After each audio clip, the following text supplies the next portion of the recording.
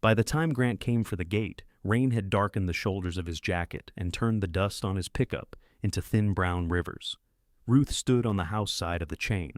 Grant stood on the roadside, one hand wrapped around a steel link as if he could warm it through his glove. Behind him, 3 grain trucks idled in a line, their headlights pale in the October afternoon. Farther south, beyond the cottonwoods, corn waited in fields that were getting softer by the hour. "I need you to open the gate, Mom." 7 months earlier, Grant would not have said need. He would have said he was coming through. He might not have called at all. Ruth looked at the trucks, then at the sky. The rain was supposed to turn heavy after dark. You knew that Culvert was bad. His jaw moved before his mouth did. "I don't have time for this. That's not what I asked. Please."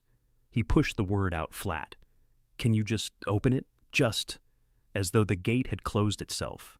As though the chain had grown there, link by link, out of spite. Ruth rested her palm on the cold padlock. She had carried his invoices, his meals, his forgotten promises, and half his fear for so many years that he had mistaken her hands for an extension of his own. Now he needed those hands to turn a key.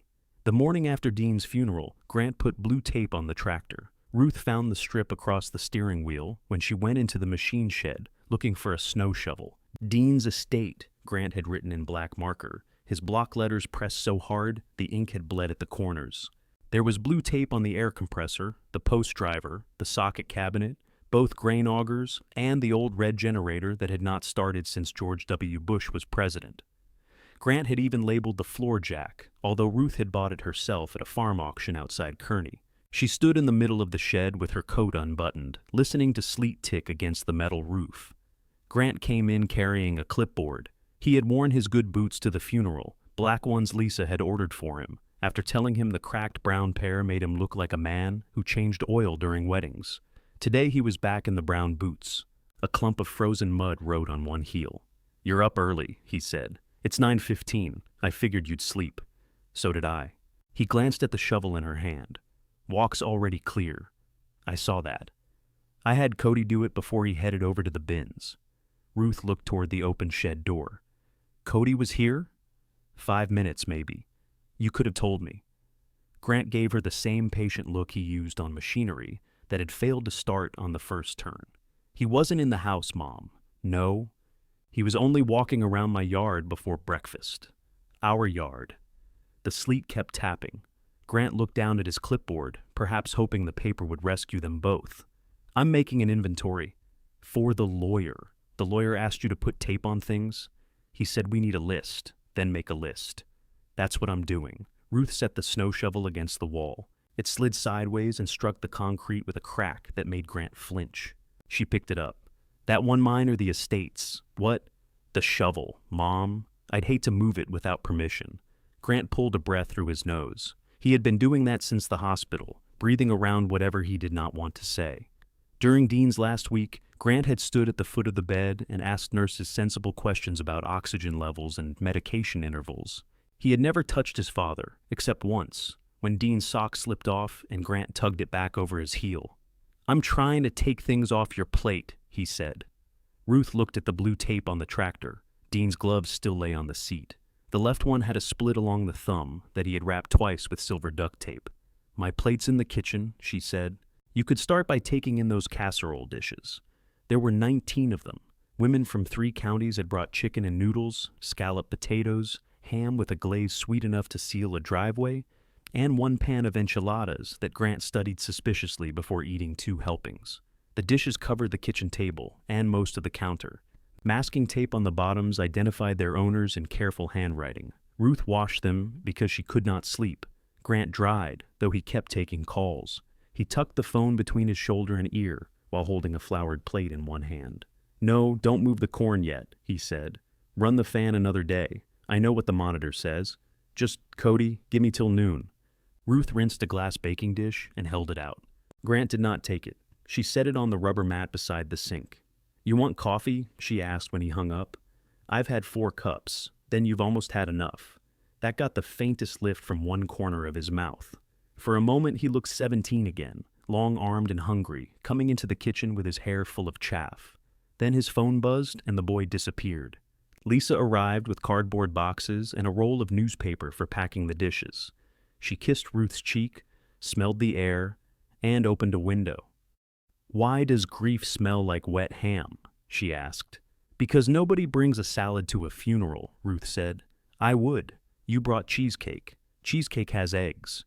Grant carried 3 casserole dishes to a box. "Can we not turn this into a nutrition hearing?"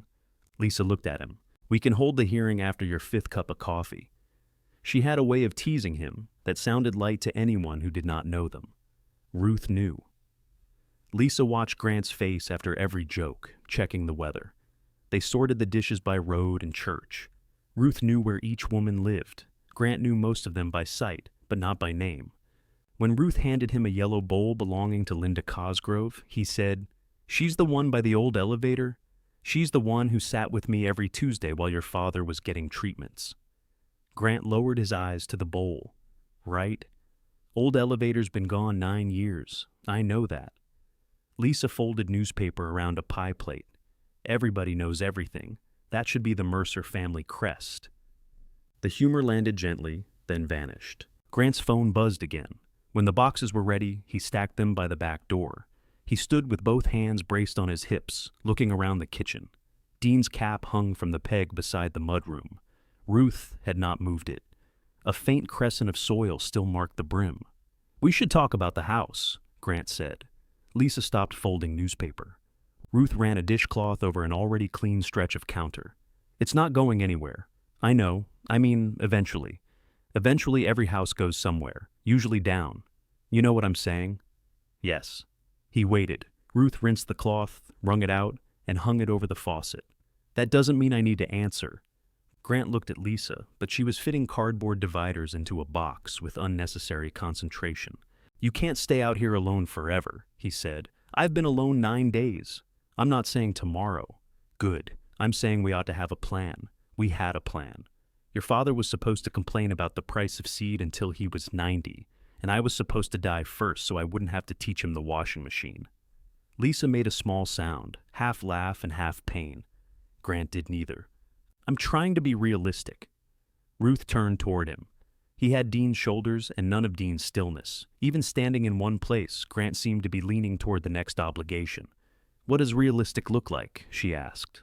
"There are townhouses by the medical center, nice ones. No stairs unless you want an upstairs unit.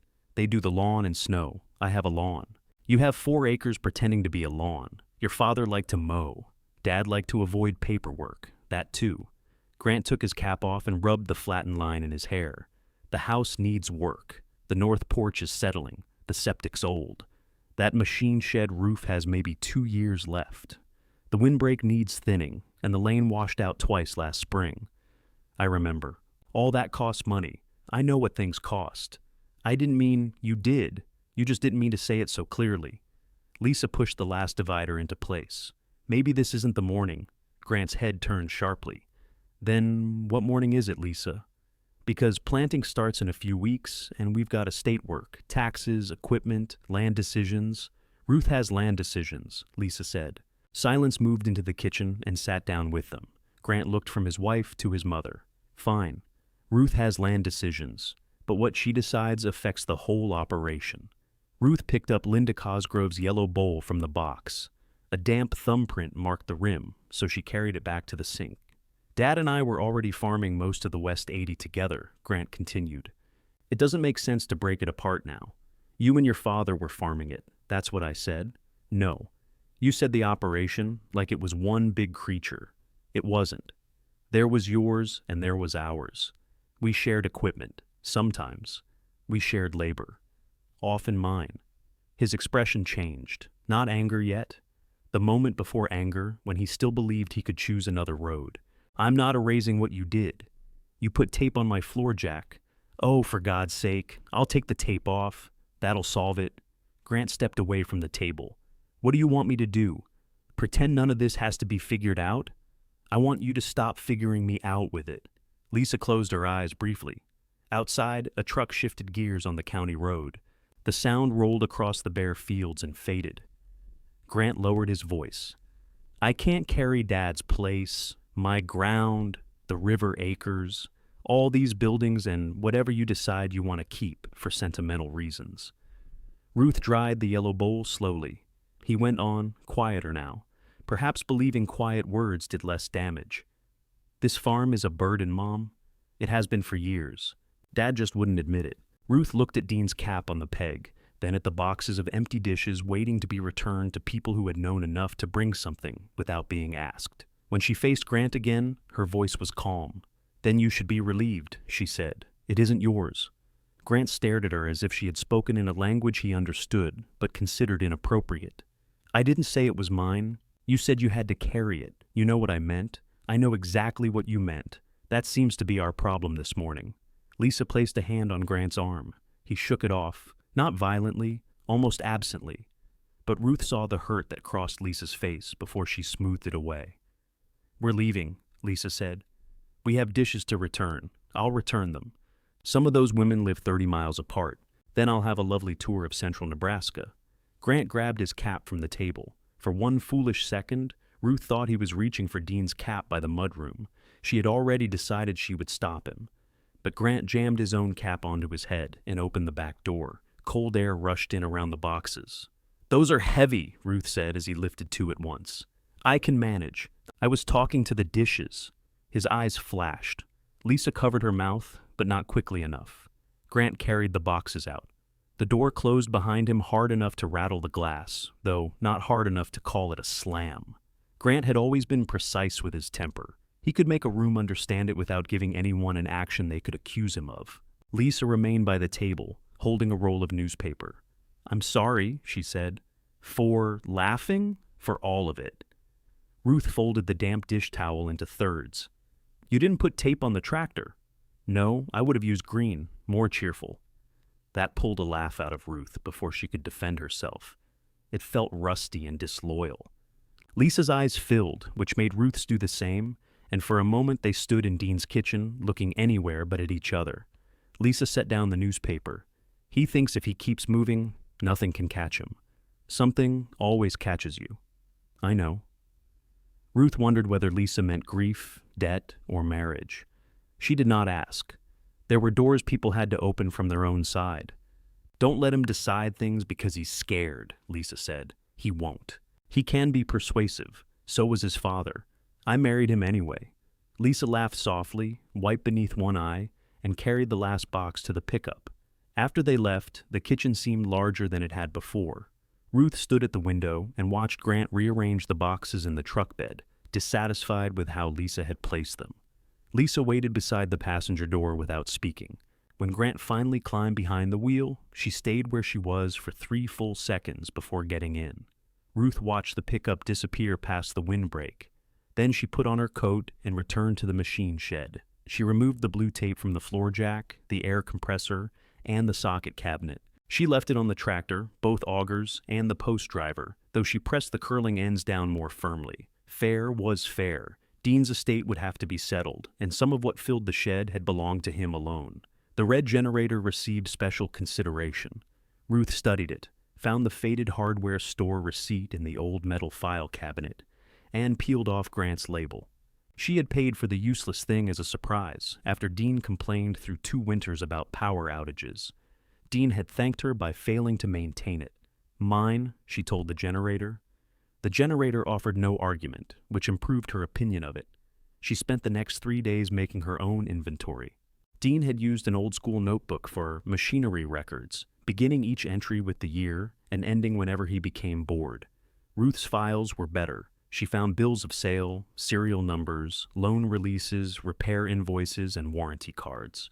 The work steadied her until she reached a receipt bearing Dean's handwriting. "Ruth says this is last welder I get to buy." She sat down on the wooden step beneath the parts shelves. Dust lay thick around her boots. Across the shed, Dean's gloves remained on the tractor seat. She could picture the slope of his back as he climbed into the cab, the way he slapped every pocket before asking where she had put his glasses. She had never put his glasses anywhere, not once in 46 years.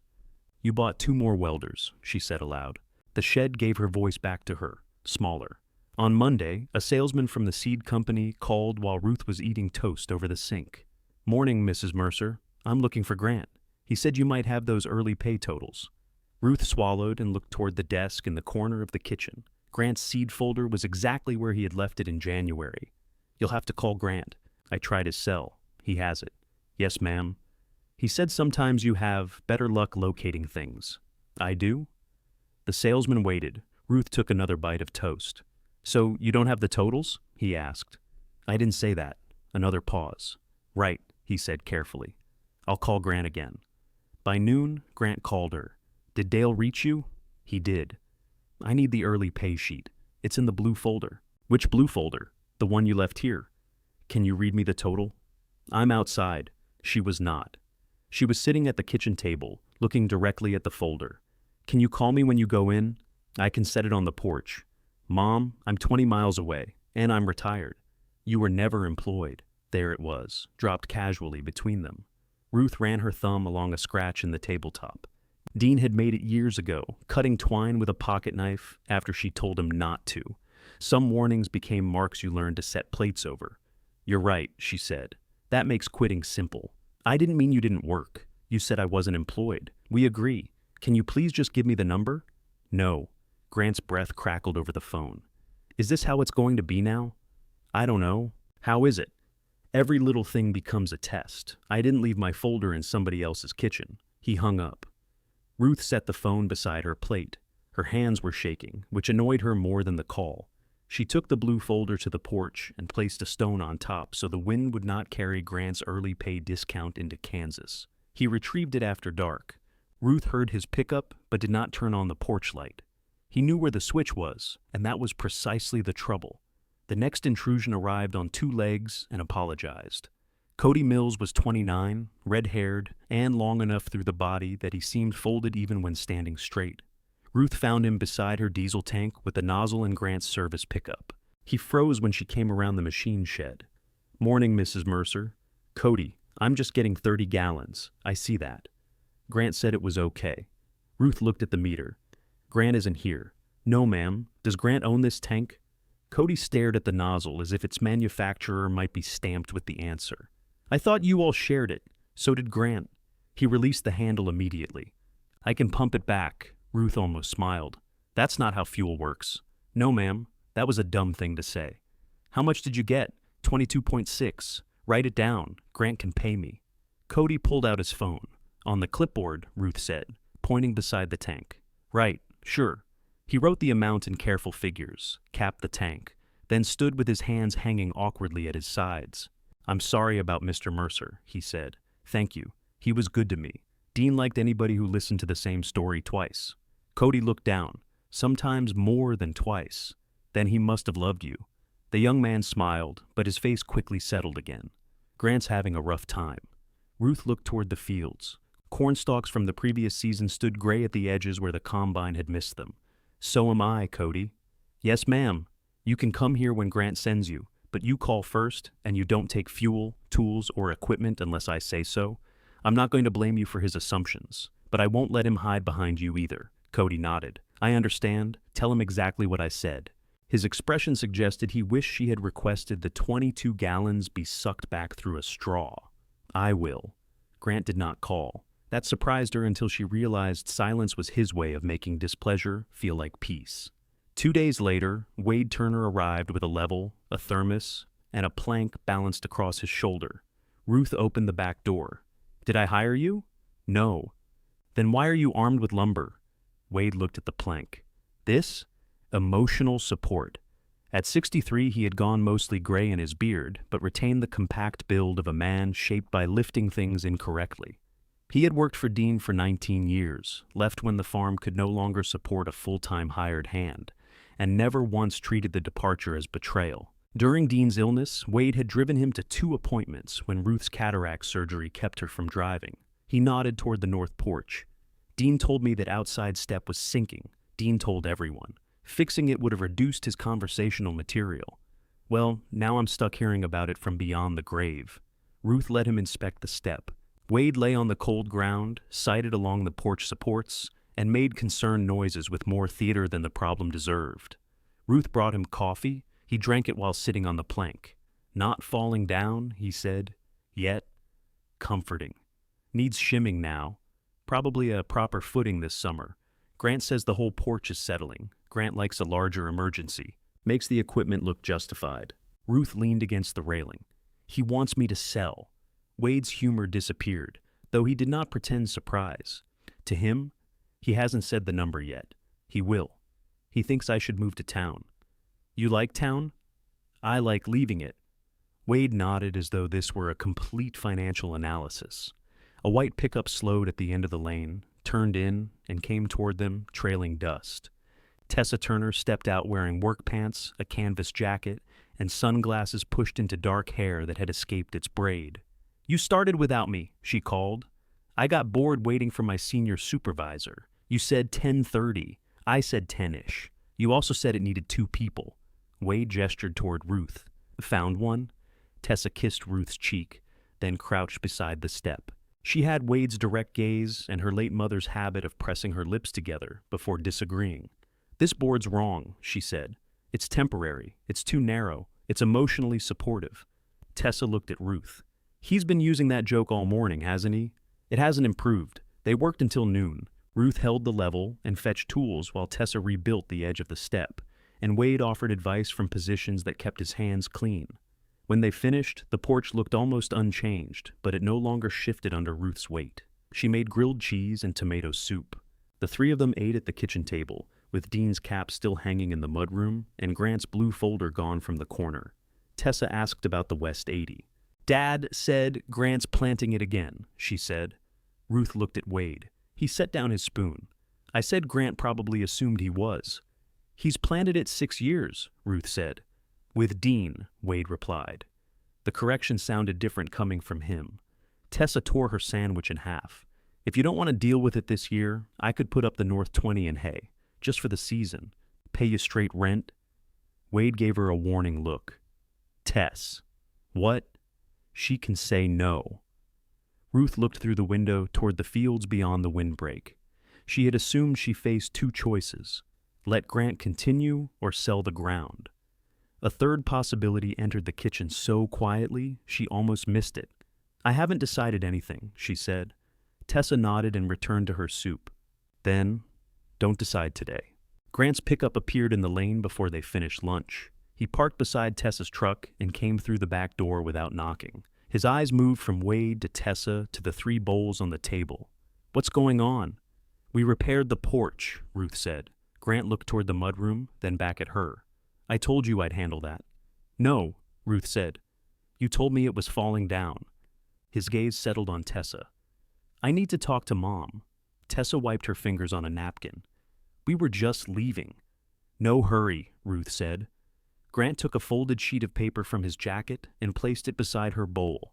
I worked up the planting costs for the West 80, he said. Seeds already ordered, and I need to know by Friday what share arrangement you want. Ruth did not touch the paper. You ordered seed for my ground? I order by total acres. Same as always. Dean isn't here. Grant's face tightened. I'm aware. Wade rose slowly. Tessa remained seated. Ruth looked at the folded paper, then pushed it back across the table with one finger. You'd better change your order. Grant did not pick it up. What are you saying? I'm saying you're not planting the West 80. The kitchen went so still that Ruth could hear the porch settle into its newly repaired place. Grant's eyes moved to Wade. Did you put her up to this? Wade's chair scraped the floor. Careful, I asked a question. And I'm telling you to be careful how you ask it. Ruth placed both palms on the table. You could ask me. I did ask you. No, you asked him whether I can think for myself. Tessa stood and carried her bowl to the sink. She moved without hurry, which somehow made Grant look more agitated. We came to fix the porch, she said. That's all. Grant glanced at the window. You fixed it? Most of it. It'll need a new footing when the ground thaws. I could have done that. Sure. It was a harmless word in Tessa's mouth, but Grant heard the doubt inside it. I've been a little busy, he said. So was everybody. Tess, Wade warned. No, it's fine. Grant gave a short laugh. Apparently you 2 are handling the place now. Ruth picked up his planting cost sheet, folded it once more, and held it out. Take this. He did not. Mom, you don't know what leaving that ground out does to my numbers. I'm not leaving it out. I'm deciding what to do with it. Based on what? A conversation over grilled cheese. Don't bring the sandwich into it, Wade said. Tessa closed her eyes. Grant looked at Wade as if he had confirmed every suspicion. This isn't funny. No, Ruth said. It isn't. She kept the paper extended until Grant took it. His fingers pinched the edge. I've already planned around those acres. You planned around something you don't own. Dad and I had an arrangement. You and your father had several arrangements. Most of them were in his head and changed with the weather. That ground was part of the operation. That word again. Oh, come on. No, you come on, Grant. You walk into my shed, my kitchen, and my fields as if every unlocked door is permission. Then when I lock one, you act robbed. Color rose above his collar. I worked that ground, and you were paid your share. I improved it. We paid for lime together. I put in drainage. Your father paid half. I did the labor. Cody did the labor. Grant opened his mouth, shut it, then turned toward the door. He stopped with his hand on the knob. You're making decisions because you're angry. Ruth looked at the place where his wedding ring pressed into his finger. Yes, she said. I'm angry. That doesn't make the ground yours. He waited, perhaps for her to soften the sentence. When she did not, he went outside. His pickup threw gravel against Tessa's truck as he backed around it. Wade watched through the window. He always drive like that? When he wants the gravel to know his position. Tessa turned from the sink. I'm sorry. For what? I shouldn't have mentioned hay at lunch. You offered me rent. Grant handed me costs for a crop he'd already ordered. Those are not the same thing. Wade rubbed the back of his neck. He's not wrong that switching plans this close to planting gets complicated. Ruth sat down. I know. I'm not defending how he went about it. I know that too. The West 80's decent corn ground. It's decent because I wrote checks in bad years to keep it that way. Wade nodded. Ruth looked at Tessa. You said North 20. What about the rest? Tessa's eyes widened slightly. I wasn't trying to make a play. I asked what you'd do. She returned to the table but did not sit. The North 20 would make good hay. West 60 could go in soybeans, but I'd need to rent a drill. Dad's got access to one. Maybe, Wade said. You told me Earl would rent it. Earl says many things before breakfast. Tessa ignored him. Soybeans would keep the input costs lower than corn. I couldn't pay top cash rent, not this year. I could show you my numbers.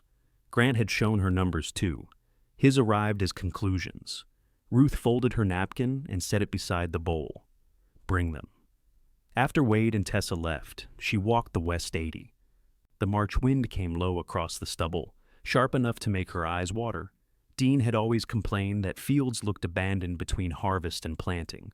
Ruth liked them this way. Nothing growing, nothing promised, the old stalks rattling while the soil decided whether to freeze or soften. Near the south end, she found tire tracks cutting diagonally across the field. Grant had driven through that morning, or the night before, probably checking moisture. The tracks passed so close to the old cottonwood that one tire had crushed a strip of dried coneflowers Ruth had planted around the trunk. She crouched and touched a broken stem. It was a small thing. That was what made it dangerous. A person could spend a lifetime surrendering small things because objecting took more energy than the loss appeared to deserve. By the time she returned to the house, mud had built heavy platforms beneath her boots. Dean would have made a joke about her getting taller. She scraped them on the iron bar by the porch, stepped onto the repaired board, and tested it twice. The phone rang inside.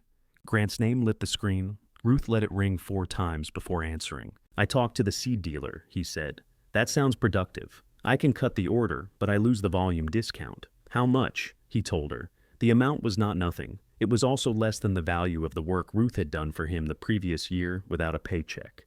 I'll pay the difference on the seed allocated to R80, she said. Grant went quiet. I don't want your money. It's not a gift. It's the cost of changing plans late. You don't even have a plan. No. But I have a Friday. He exhaled. Tessa can't farm that ground. Why? She doesn't have the equipment. She can rent it. With what money? That's between her and her bank account. She's been doing custom baling and scraping by on rented patches for 5 years. Sounds familiar. This isn't about me. Everything seems to be about you lately. His voice sharpened.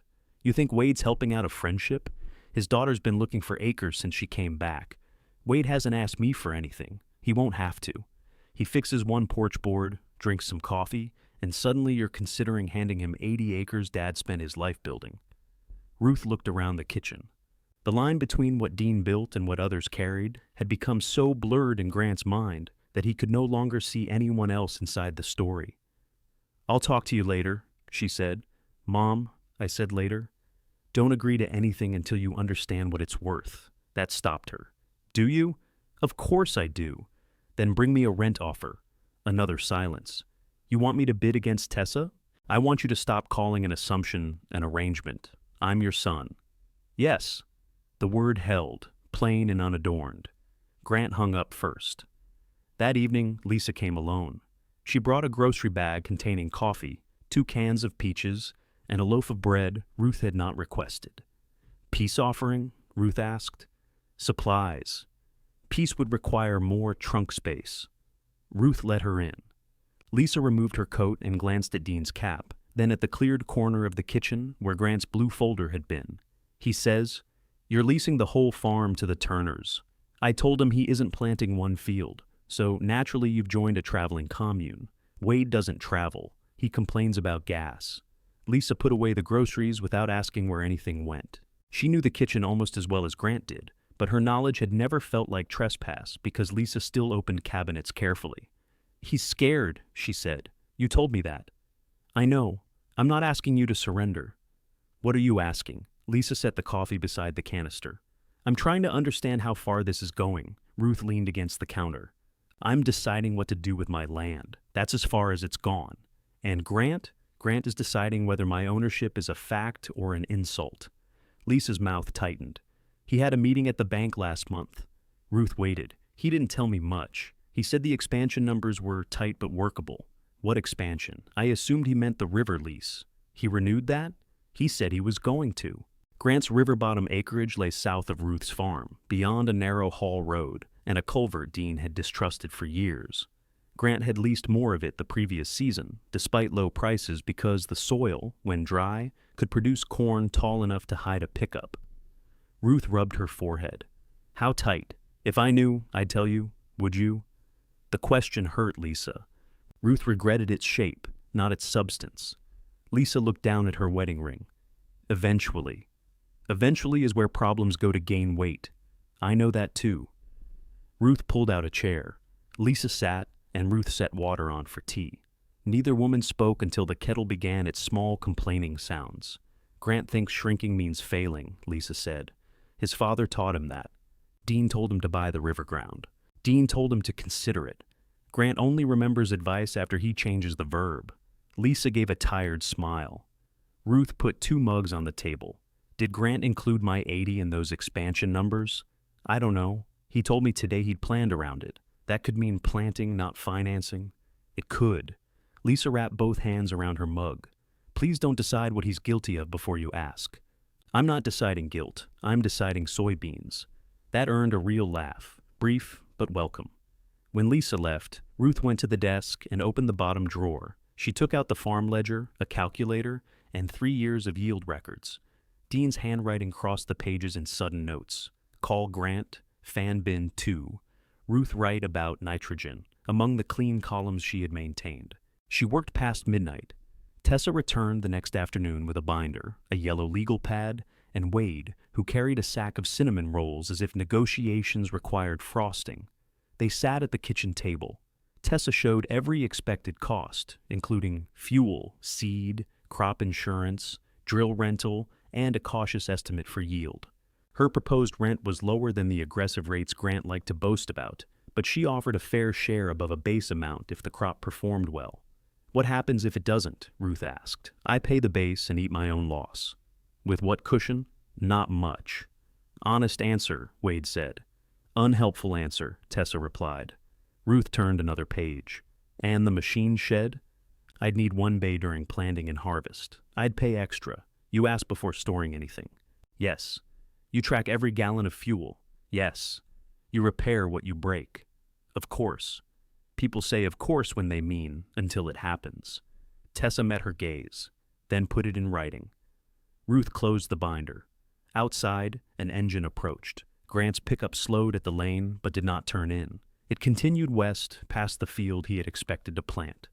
Wade reached for a cinnamon roll and found the last one gone. Ruth slid the empty sack toward him. Cost of doing business. Then she looked at Tessa. Bring me terms for all 80, she said. Tessa's terms arrived on Thursday in a plain manila folder with no blue tape anywhere on it. Ruth read them twice at the kitchen table. The North 20 would be put into alfalfa and grass hay. The West 60 would go into soybeans. Tessa proposed a 1-year lease with an option to discuss 2 more seasons after harvest, a base payment Ruth considered modest but respectable, and a percentage if the beans exceeded the yield they had penciled in. At the bottom, Tessa had added a line in pen. Landowner retains final say over access through house yard, machine shed, pasture, fuel tank, and north lane. Below that she had written, I assume this is obvious, but apparently obvious has become expensive around here. Ruth called her. The last sentence isn't standard lease language. I can remove it. Don't. It's the clearest part. They agreed to meet Saturday. Grant arrived Friday evening with a cash rent offer. He had typed it on Lisa's computer. Ruth knew because Lisa used 11-point Calibri, and Grant would have chosen something larger and bolder, preferably a font that could pull a disc.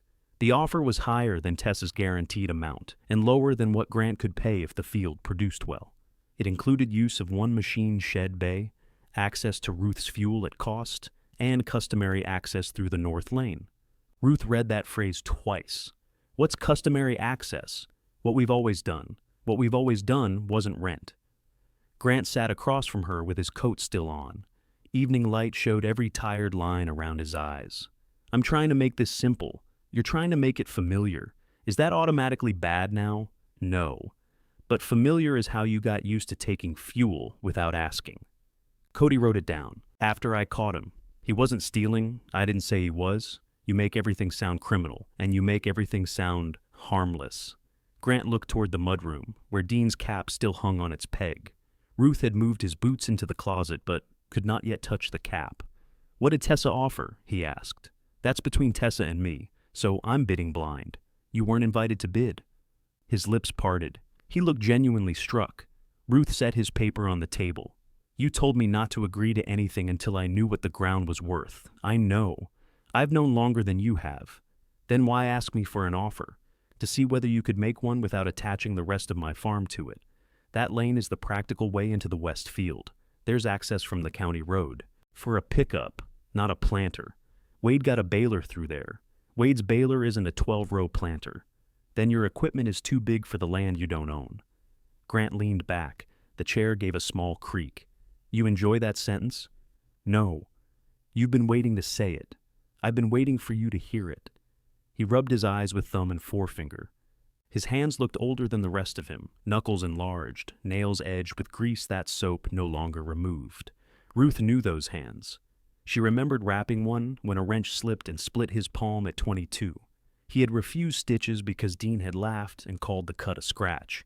It left a pale, hook-shaped scar. I can't lose those acres this year, he said. The change in his voice brought her attention back to him. Why? I told you. Volume discount, equipment allocation, contracts, those are costs. Why can't you absorb them? I can. Then don't say can't. Grant stood and walked to the window. Outside, the windbreak cast long bars of shadow across the yard. The river lease went up. How much? He told her. Ruth tried not to react, but the number was worse than she expected. And you renewed? It's good ground. When it stays dry, it'll pay. Corn always pays before you plant it. He turned. You sound like Dad. Your father would have called the rent foolish. He told me those acres were the future. He also said he'd clean the shop every January. You don't know every conversation we had? No, and you don't know every conversation he had with me. Grant returned to the table, but did not sit. I used the West 80 in my operating projections. The kitchen clock clicked forward. Ruth looked at his offer, at the line granting customary access to things he had already counted on using. You pledge my crop? No, nothing like that. What then? I showed expected acres and yield. The bank wants the full picture. It wasn't the full picture. It was a picture of land you don't control. Dad and I had farmed it together for 6 years. I had every reason to believe. You had one reason. You believed I'd do what you wanted. I believed the family operation would continue. The family operation ended when half the family died. The sentence left Ruth before she could soften it. Grant's face went still. She looked down. I'm sorry. He nodded once, accepting neither the apology nor the injury. Do whatever you want, he said. Grant. That's what you've been trying to prove, isn't it? You don't need me. I never said that. You don't have to. He folded his offer, though Ruth had already creased it differently, and put it into his coat pocket. At the door, he paused beneath Dean's cap. You think I'm trying to take this place from you? He said. I'm trying to keep everything from coming apart. Then he left. Ruth sat in the darkening kitchen until the windows became mirrors. In one, she could see the empty chair across from her. In another, the outline of Dean's cap floated above her shoulder like something suspended rather than hung. She had spent years admiring Grant's appetite for work. When he rented his first 100 acres, she had helped him build a bookkeeping system. When he bought a used combine, she had gone with him to inspect it and noticed an oil leak the salesman called condensation. She had wanted him to grow because growth had looked like confidence. She had not noticed when confidence turned into a machine that required constant feeding. On Saturday, Wade and Tessa arrived 10 minutes early. Tessa wore a clean button-down shirt beneath her work jacket, and Wade wore the expression of a man attending a wedding he had been warned not to interrupt. Ruth had made coffee and set out oatmeal cookies. They reviewed every line. 1 year, Ruth said. Tessa nodded. 1 year. You get first chance to discuss another term, not a guarantee. Agreed. No chemicals applied until you show me what and when. Agreed. Hayfield stays, hay for the term. Of course. Ruth raised an eyebrow. Tessa corrected herself. Agreed. Wade reached for a cookie. You're not on the lease, Ruth told him. I'm emotional support. You're eating the support. They signed at the same kitchen table where Grant had assumed his crop would be planned. No one made a speech. Tessa used her own pen, and Ruth felt a small, unexpected tenderness toward that courtesy. When it was done, Tessa exhaled as if she had been holding her breath for weeks. Thank you, she said. You're paying me. I know. If the beans fail, you still pay me. I know. If the hay grows weeds, I'll point them out every time I see you. I was counting on it. Wade lifted his coffee cup. To profitable weeds. Ruth tapped her cup against his. They walked the 80 that afternoon. The ground had begun to firm, though moisture still darkened the depressions. Tessa carried a notebook and stopped often. She asked about drainage, persistent weeds, and where Dean had spread manure the previous fall. West side near the cottonwood, Ruth said. Not enough to matter. It always matters. Ruth looked at her. Tessa shrugged. Maybe not much. They found Grant near the southern boundary. His pickup was parked on Ruth's side of the field. He stood beside a row of orange flags, speaking on the phone. When he saw them, he ended the call. What are those? Ruth asked. Utility markers. For what? I called before tillage. I made the request weeks ago. Tessa crouched beside one flag but did not touch it. You canceled the work? Ruth asked. I canceled my seed allocation yesterday. That's not what I asked. Grant stared across the field. They mark utilities whether I plant or not. Then why are you here? Cody left a moisture probe near the south ditch. He walked to his pickup bed and lifted out a long metal tool. Tessa straightened. I'll be drilling beans here. I heard. From who? It's not exactly state intelligence, Tessa. I wanted you to hear it from me. Grant set the probe into the truck bed. Why? So I could congratulate you? No. So you wouldn't think I went around you. You did go around me. Ruth stepped between the lines of their attention. There was no route through you. Grant looked at her. You signed? This morning. For how long? 1 year. His relief was so quick he could not hide it. Ruth saw him calculate a future in which the year passed. She came to her senses, and everything returned to its familiar channel. Tessa saw it too. We might renew, she said. Grant smiled without warmth. Let's see if you get a crop first. Wade shifted beside Ruth, but Tessa answered before he could. That's generally how farming works. Grant shut the tailgate. Your road access won't handle a drill if we get spring rain. We'll make it work. You'll tear up the shoulder, then I'll repair it. You don't have a grain cart big enough for harvest. I have time to solve harvest. You have time, Grant said. That's the one thing people have before they owe money. Tessa's face changed. Ruth could not tell whether Grant knew he had struck somewhere tender or merely hoped he had. Enough, Ruth said. Grant climbed into his pickup. I'm giving her practical advice. No? You're trying to make disrespect sound useful. He closed the door and started the engine. Ruth walked to his open window. "Next time you come onto this field, call me. I came for my probe. Call me." He looked past her toward the old cottonwood. "Dad never made me ask." "I'm not Dad. I've noticed." He drove across the stubble toward the county road. The tires passed inches from an orange flag, bending it flat before it sprang upright again. Tessa remained near the south ditch, arms folded. "He's right about my grain cart," she said. "Don't encourage him," Wade replied. "I need a bigger one. You need beans first." Ruth watched Grant's pickup disappear behind the rise. "He's also right about the road," she said. "If it rains, the shoulder goes soft." Tessa looked worried. "We can improve it. We can. But not by pretending the problem gives him ownership." They spent the next hour measuring the narrow access and discussing gravel, turning room, and where to trim branches without damaging the windbreak. The solutions were ordinary, affordable only if they did much of the labor themselves, and none would be finished by wishing. On the walk back, Ruth stopped at the cottonwood. Several coneflower stems lay broken in the tire track she had found days earlier. Tessa nudged one with her boot. "Deer? No." Ruth bent and cleared the dead stems away from the new green beginning underneath. The roots had survived. That did not make the crushing harmless. It only meant something remained willing to grow.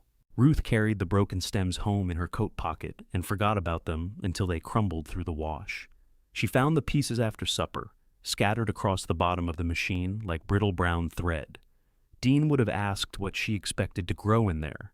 She could hear the exact shape of his laugh, the little cough at the end he had developed years before the illness. The sound in her memory was so complete that she turned toward the mudroom. Only the cap waited. Ruth gripped the washer lid until the moment passed. Then she swept the stems into her palm and threw them away. The work on the field entrance began with 12 tons of gravel, 2 shovels, Wade's skid steer, and an argument over whether coffee counted as equipment. "It runs me," Wade said. "That makes it fuel." "It makes you expensive," Tessa replied. Ruth stood at the edge of the county road, wearing Dean's reflective vest over her coat. It hung nearly to her knees. Her job was to watch for traffic while Wade widened the approach and Tessa shaped the gravel around the drainage ditch. A cattle truck went by, rocking on its springs. The driver lifted 2 fingers from the wheel. Ruth returned the greeting. The next vehicle was Grant's service pickup. Cody slowed, saw her, and pulled onto the opposite shoulder. He rolled down his window. "You building an airport?" Wade's expecting his pilot's license any day. Wade raised the skid steer bucket in salute. Cody looked toward the field entrance. "Grant, know you're doing this?" Ruth leaned closer to the window. "Why would he need to?" "I didn't mean—" He removed his cap and pushed red hair back from his forehead. "He said to let him know if the Turners started bringing equipment in." "Did he?" Cody stared at the steering wheel. "Go ahead and tell him," Ruth said. "And tell him you stopped to ask before coming onto the property." "I'm not on the property. You're learning fast." He smiled despite himself. "Yes, ma'am." She tapped the pickup door. "Drive safe." The gravel cost more than Ruth liked. So did the hired truck that delivered it, the replacement boards for the porch, and the first service call on the well after a pressure switch failed. Grant had been right about one thing. The farm consumed money without apology. But Tessa's first lease payment arrived when promised. She handed Ruth a check at the kitchen table and waited while Ruth wrote a receipt. "You don't trust checks?" Tessa asked. "I trust paper trails." "You want me to pay electronically?" "No." "Then I'd have to learn another password." Wade, eating a cookie by the sink, said, "Use the same one for everything." Ruth and Tessa both turned to him. "What?" he said. "That way you only get robbed once." Ruth charged Tessa separately for bookkeeping. The amount was not large, but she wrote it into the lease records as income and deposited it in her own account. The first time she opened Tessa's seed invoice, her hands paused over the familiar columns. For years she had treated the farm books as work that became invisible when done correctly.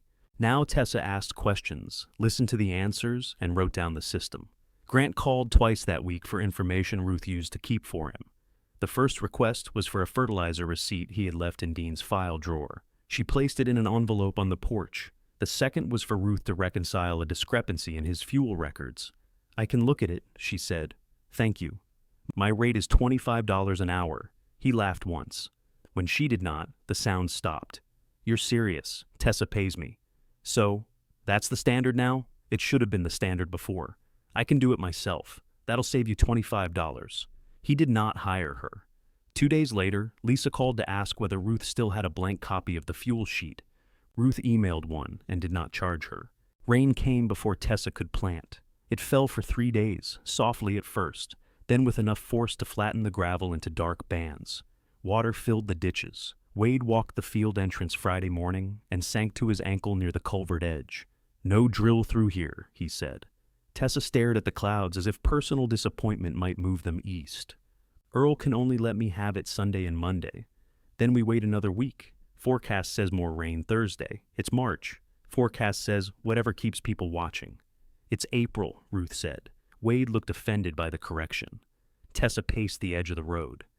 "If I lose Earl's slot, he's got another job lined up. I might not get the drill for 10 days.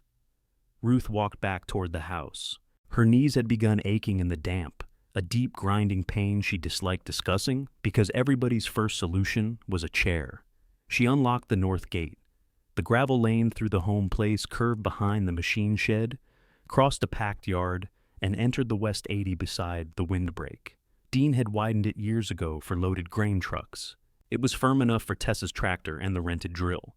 Tessa followed Ruth up the lane in her pickup. "You sure?" she asked. "I'm not opening it by accident. It'll mean traffic by the house.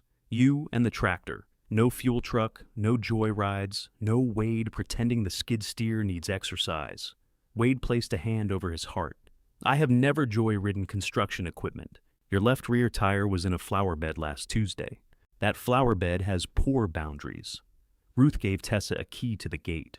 Tessa turned it over in her palm. "You want me to make a copy?" "No." "Okay. You call before you enter, even with the key. Every time?" "Every time." Tessa nodded and hooked it onto a separate ring.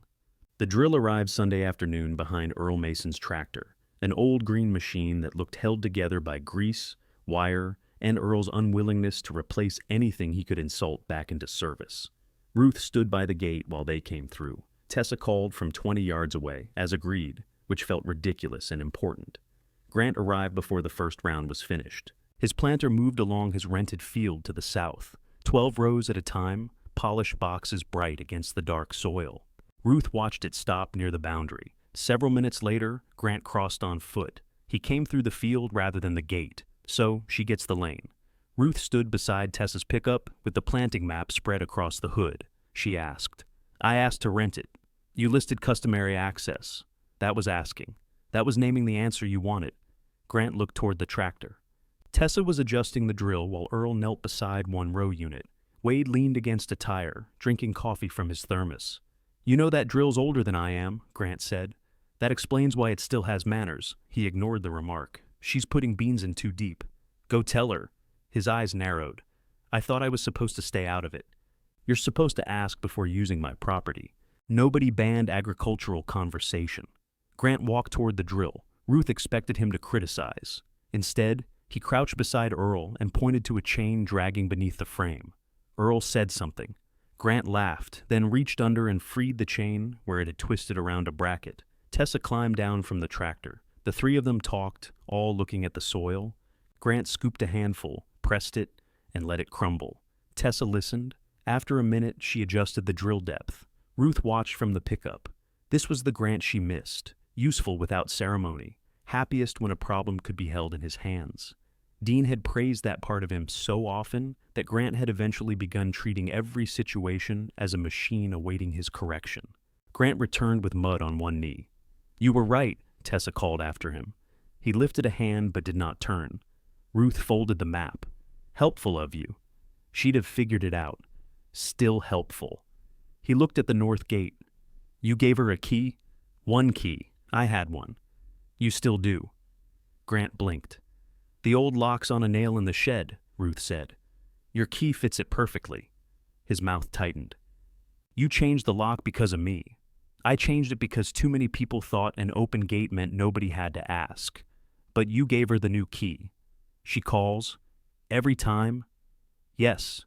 He looked toward Tessa. "That'll last." "Maybe. If it doesn't, she loses the key." A gust lifted dust from the edge of his planted field. Grant watched it move. Cody said, You're charging for bookkeeping. I am. You could have just told me you resented helping. I didn't resent helping. I resent finding out you thought it didn't count. He glanced at her, then away.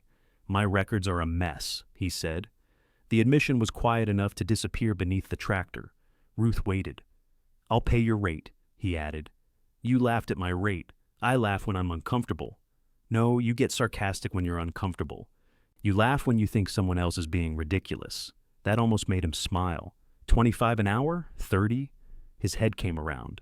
You said 25. That was last week. Inflation? Difficult client fee. He did smile then, briefly and against his will. Ruth felt the old impulse to rescue him rise so naturally it seemed part of her breathing. She could tell him to bring the records tonight. She could make soup. She could work until midnight and leave the invoice unwritten. Instead, she said, bring 1 month at a time. I'm not digging through a grocery sack. I don't use grocery sacks. Your father did. I use a box. Luxury. He returned to his planter. Ruth went back to the field map. By sunset, Tessa had finished the north 20 and half, the west 60. Ruth made sandwiches and carried them out in a cooler. Grant's planter lights moved across the southern horizon, a separate constellation. The next morning, Ruth heard machinery before she finished dressing. She looked through the bedroom window. Tessa's tractor was entering the west 80 from the north lane. Her phone sat silent on the nightstand. Ruth put on her robe and boots and walked outside. Tessa saw her near the machine shed and stopped so quickly the drill rocked behind her. She climbed down, face pale. I forgot to call. Yes. I was watching the weather, and Earl was late, and I had your key, and I just... You assumed? Tessa closed her eyes. I assumed. Ruth held out her hand. Tessa removed the key ring from her pocket and placed the gate key in Ruth's palm. I'm sorry, she said.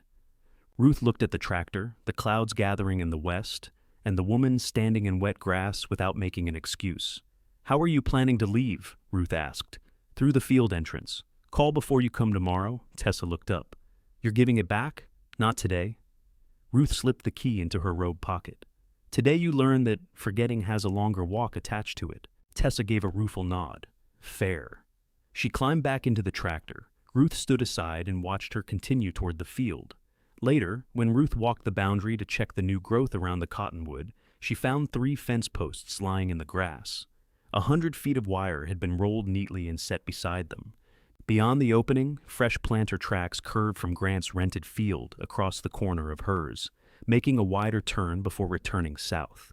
Ruth stood in the gap with Tessa's gate key still in her pocket.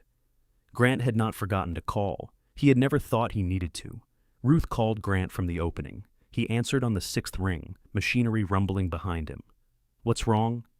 You took down my fence. I moved a section. Come put it back. I'm planting. So was Tessa, until you opened her field to yours. It's 100 feet, Mom. The wire was half down already. It was standing yesterday. Barely. Ruth looked at the 3 posts laid carefully in the grass. You knew enough to roll the wire. I didn't damage anything. You drove across planted ground. 6 rows, maybe? I stayed on the end. You come put it back. I can't stop now.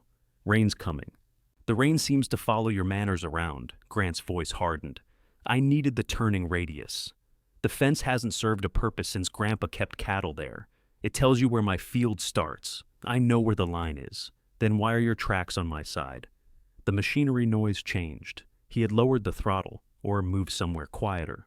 I'll put it back after planting. Today. I have 40 acres left. Then you'll be tired when you fix it. Mom. Today. She ended the call and stood in the gap.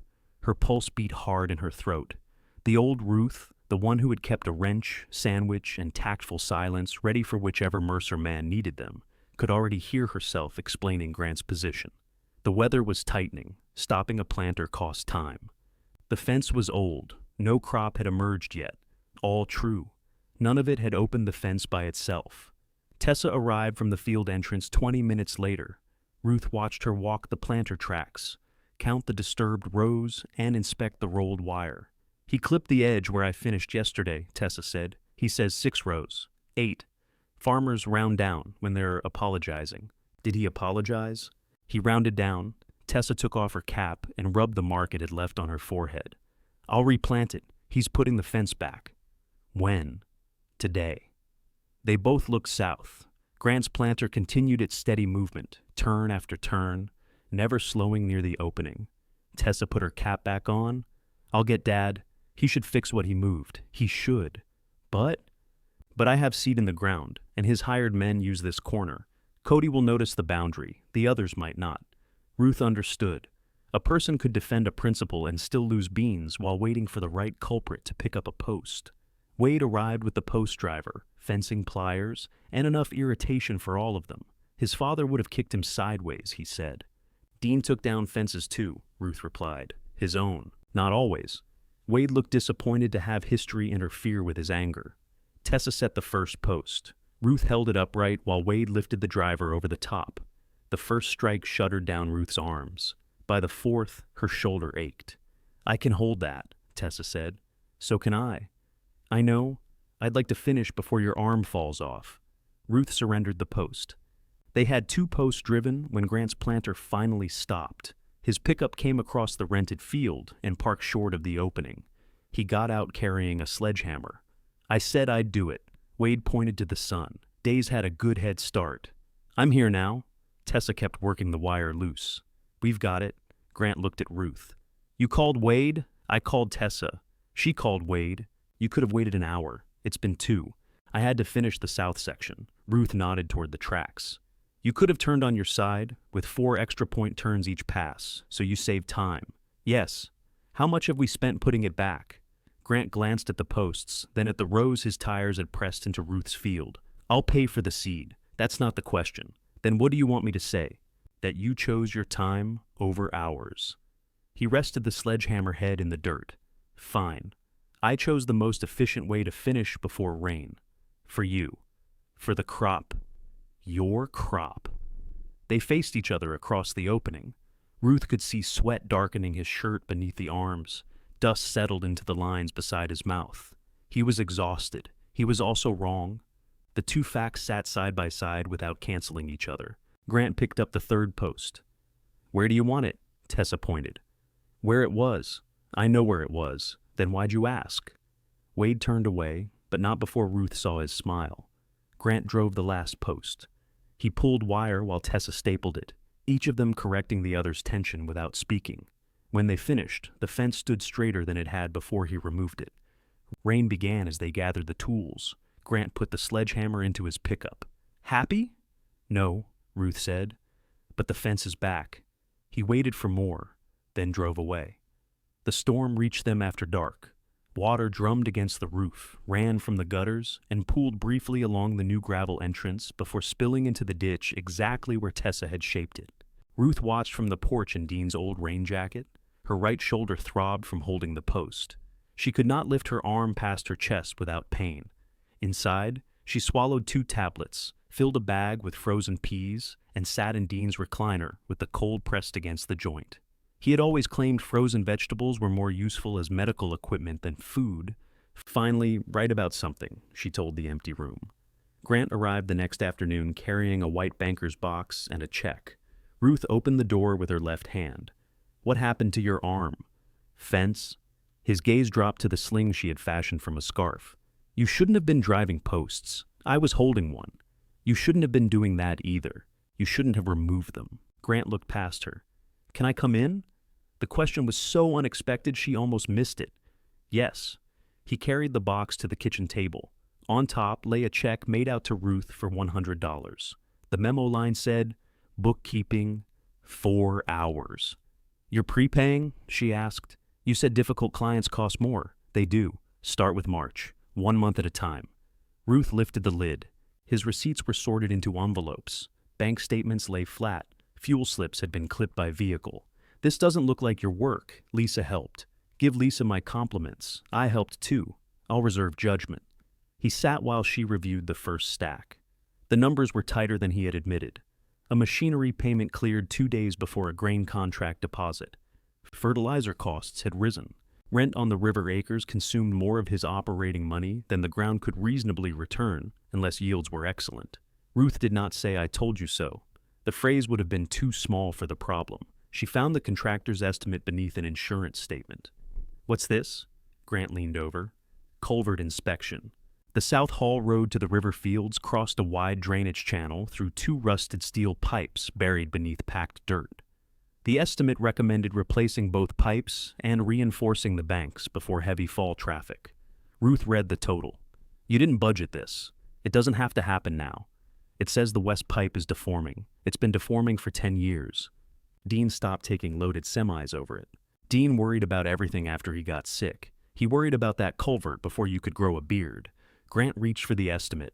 Ruth held it down with 2 fingers. The contractor says it may not support repeated harvest loads if the ground's saturated. He also sells culverts. People who sell breaks still know when you need them. I'll patch the bank this summer. That isn't what he recommended. It'll hold through harvest. Then I'll replace it when cash is better. Cash doesn't become better because you promise it. October. He pulled the paper free. I didn't pay you for advice. No, you got that part free. His face nearly softened, but worry held it in place. Ruth spent 3 hours reconciling March. Grant had entered 2 fuel purchases twice and missed a repair credit. Correcting them gave him back several $100s on paper, though not in the bank. She printed a 1-page summary and wrote her questions in the margin. You have an hour left on your check, she said. Keep it for April. April will take longer. You haven't seen April. I know planning. He put the summary into the box. At the back door, he looked toward the machine shed. How bad's the shoulder? Nothing torn. Clinic says, rest it. Do that. I'll add the advice to your account. He smiled faintly. You charged me 3 hours to find 2 mistakes. I charged you 3 hours to prove there were only 2. After he left, Ruth found a small envelope beneath the check stub. Inside was cash for the 22.6 gallons Cody had taken, calculated at the week's retail price rather than Grant's discounted rate. No note accompanied it. Ruth entered the payment in her ledger. The beans broke ground in narrow green rows. Tessa replanted the 8 crushed rows by hand with a push seeder, refusing Wade's suggestion that no one would notice the difference by July. I'll notice, she said. Ruth understood.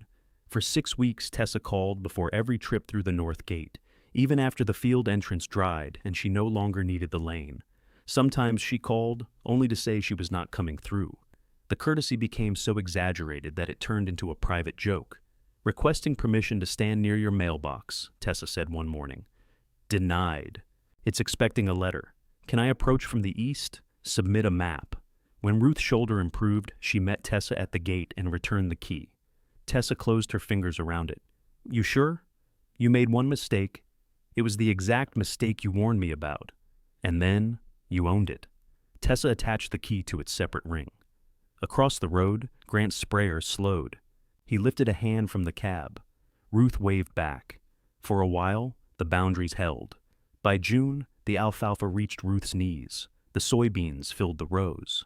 Grant paid for April's bookkeeping without complaint and brought May's records in a second box, this one labeled neatly. Then Ruth opened the machine shed one morning and found the near bay empty.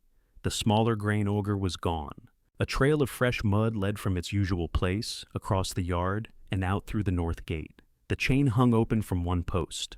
Ruth took out her phone. Before she could call Grant, she saw the broken lock lying in the grass. The broken metal was warm from the morning sun. Ruth picked it up. One side of the brass body had been crushed where bolt cutters bit through it. A bright scrape marked the chain, but the links had held. Grant answered immediately. Did you take my auger? A pause followed. Not long enough for surprise. Long enough for selection. I sent Cody. You cut my lock. He couldn't get the gate open, because it was locked. I'll replace it. You'll bring the auger back. I need it for 2 hours. You needed to ask. I called. Ruth checked her screen. No missed calls. When? Last night. It rang. You didn't leave a message. I figured you were asleep. So you came this morning and cut the lock? I sent Cody. We had a truck waiting at the north bin, and my auger threw a bearing. We're delivering old corn against the June contract. He spoke faster as he went, building speed from details. Truck, bearing, contract. Each fact reasonable by itself, all of them arranged to make Ruth's permission seem like a decorative step. Where is it now? At my bins. I'm coming. Mom, we're halfway through the truck. I didn't ask how full it was. She ended the call, picked up the broken lock, and drove to Grant's place. His bin site sat 3 miles east, a cluster of silver circles and concrete pads surrounded by equipment that seemed to multiply every year. The smaller auger ran beneath the north bin, carrying corn into a waiting semi.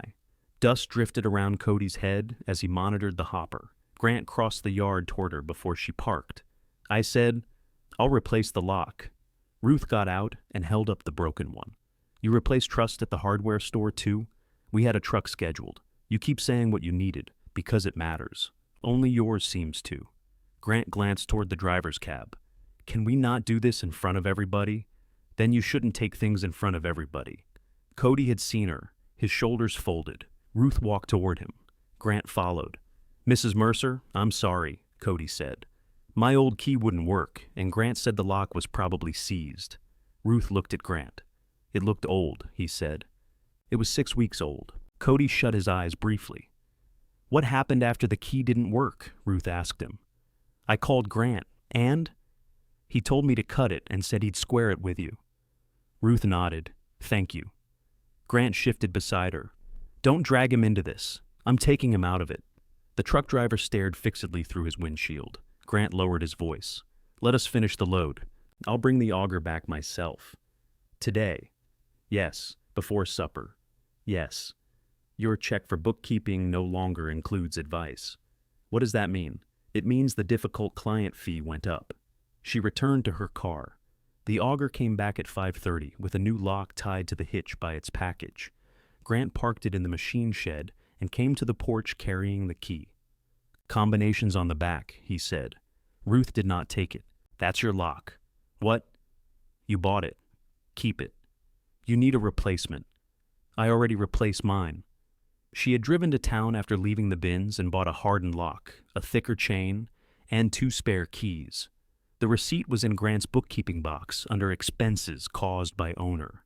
He looked toward the gate. "You didn't have to buy another. I didn't know if yours would come with customary access." Grant exhaled.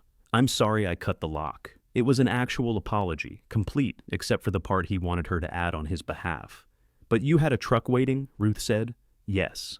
"And your auger broke." "Yes." "And mine was sitting there." "Yes." "So, you're sorry I objected." His face closed. "I brought it back." Ruth walked past him to the machine shed.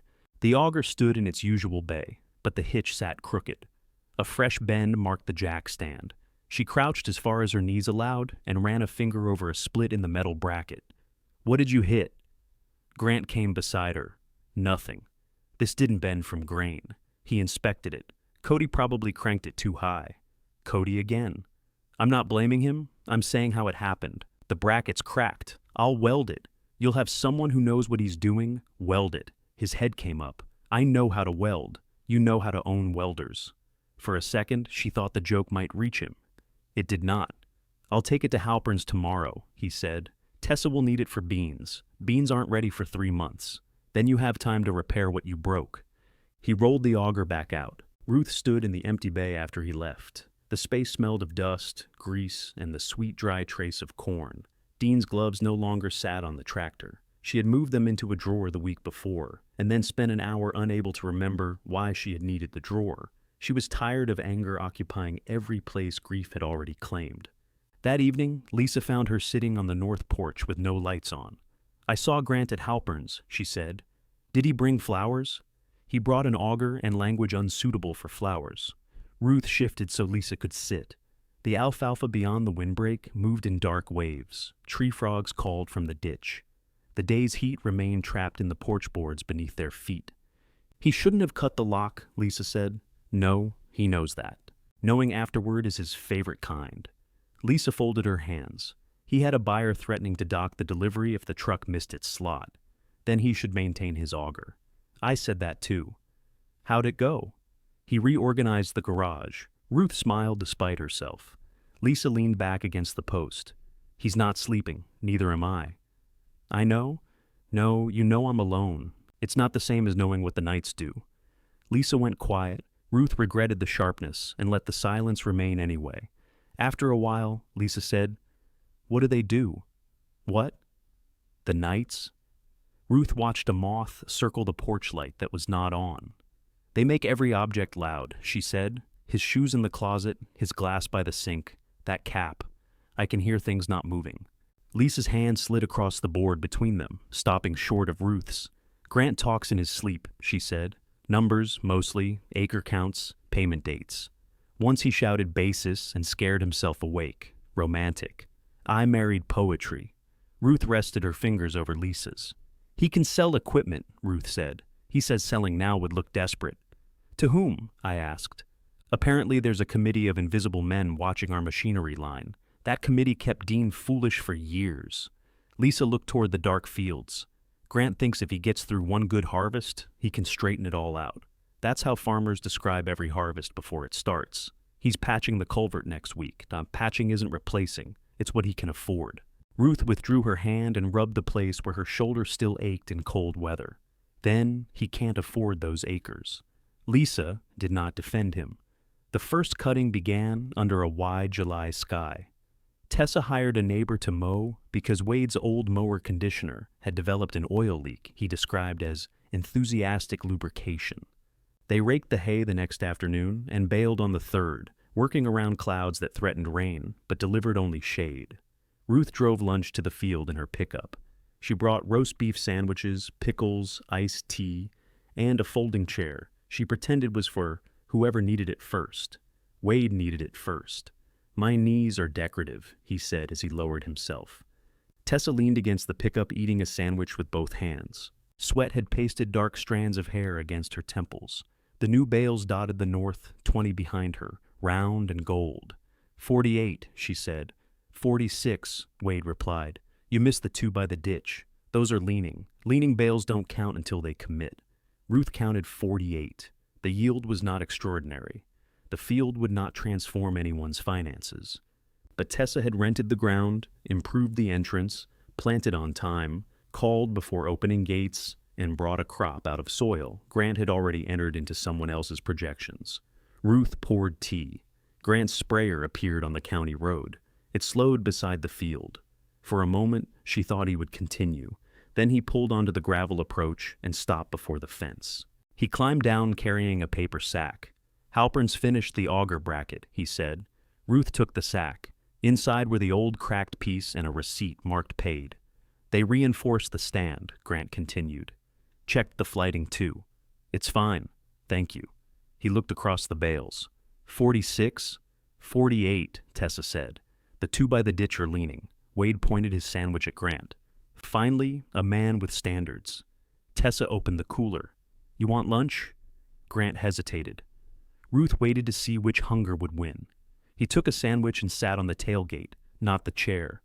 For 10 minutes, nobody mentioned the gate, the West 80, or the money he owed. Wade told a story about Dean trying to bail a work glove and blaming the wind. Grant corrected 2 details. Ruth corrected 3. When he left, he carried the empty tea jug to her pickup without being asked. The auger was back in its bay when Ruth returned home. Its hitch stood straight. Grant had greased the joints and swept the corn dust from the floor. A week later, Ruth drove the South Hall Road with him to look at the culvert patch. Grant had packed crushed rock along the banks and laid new gravel across the top. From the road, it looked solid. In the ditch, however, the west pipe showed a flattened seam like a dented can. Water's moving through, he said, for now. I'll keep checking it. You'll replace it after harvest? That's the plan. Ruth climbed back up the bank slowly. Grant offered his hand. She took it. At the top, loaded with both their weight, the ground near the edge gave a small, soft sigh. Grant looked down. A ribbon of dirt slipped into the ditch. Neither of them spoke. Then he pressed the loose place flat with his boot and said, It'll hold. Ruth looked at the place Grant had pressed with his boot. That's your engineering assessment? It settled. It sighed. Dirt doesn't sigh. Neither do men, according to your father. He made enough noise doing it. Grant pushed more gravel toward the edge with his heel. I'll add another load. Rock on top won't make the pipe round underneath. I know how culverts work. Then why are we arguing? He turned toward his pickup. Because you think caution is free. Ruth followed more slowly. It costs less before something breaks. He opened her door and waited while she climbed in. The courtesy irritated her, because it proved he understood Care perfectly well when Care did not interfere with his plans. On the drive back, he talked about corn prices. Ruth watched the roadside weeds bend in the truck's wake. The west pipe held through August. Heat baked the river road hard enough to make Grant's patch look permanent. His corn tasseled high in the bottom ground, deep green where the soil held moisture.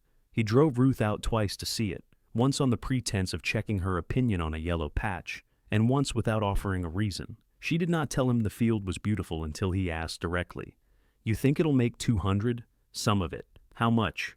Ask me after it's in the bin." He laughed. "You never give a number. I gave numbers for 46 years. Your father repeated the ones he liked and forgot where they came from." Grant pulled an ear, split the husk, and pressed a kernel with his thumbnail. Milk shone in the dent. "This crop could straighten out a lot," he said. Ruth looked at him over the tassels. "Crops don't straighten people. I said things." "You meant money."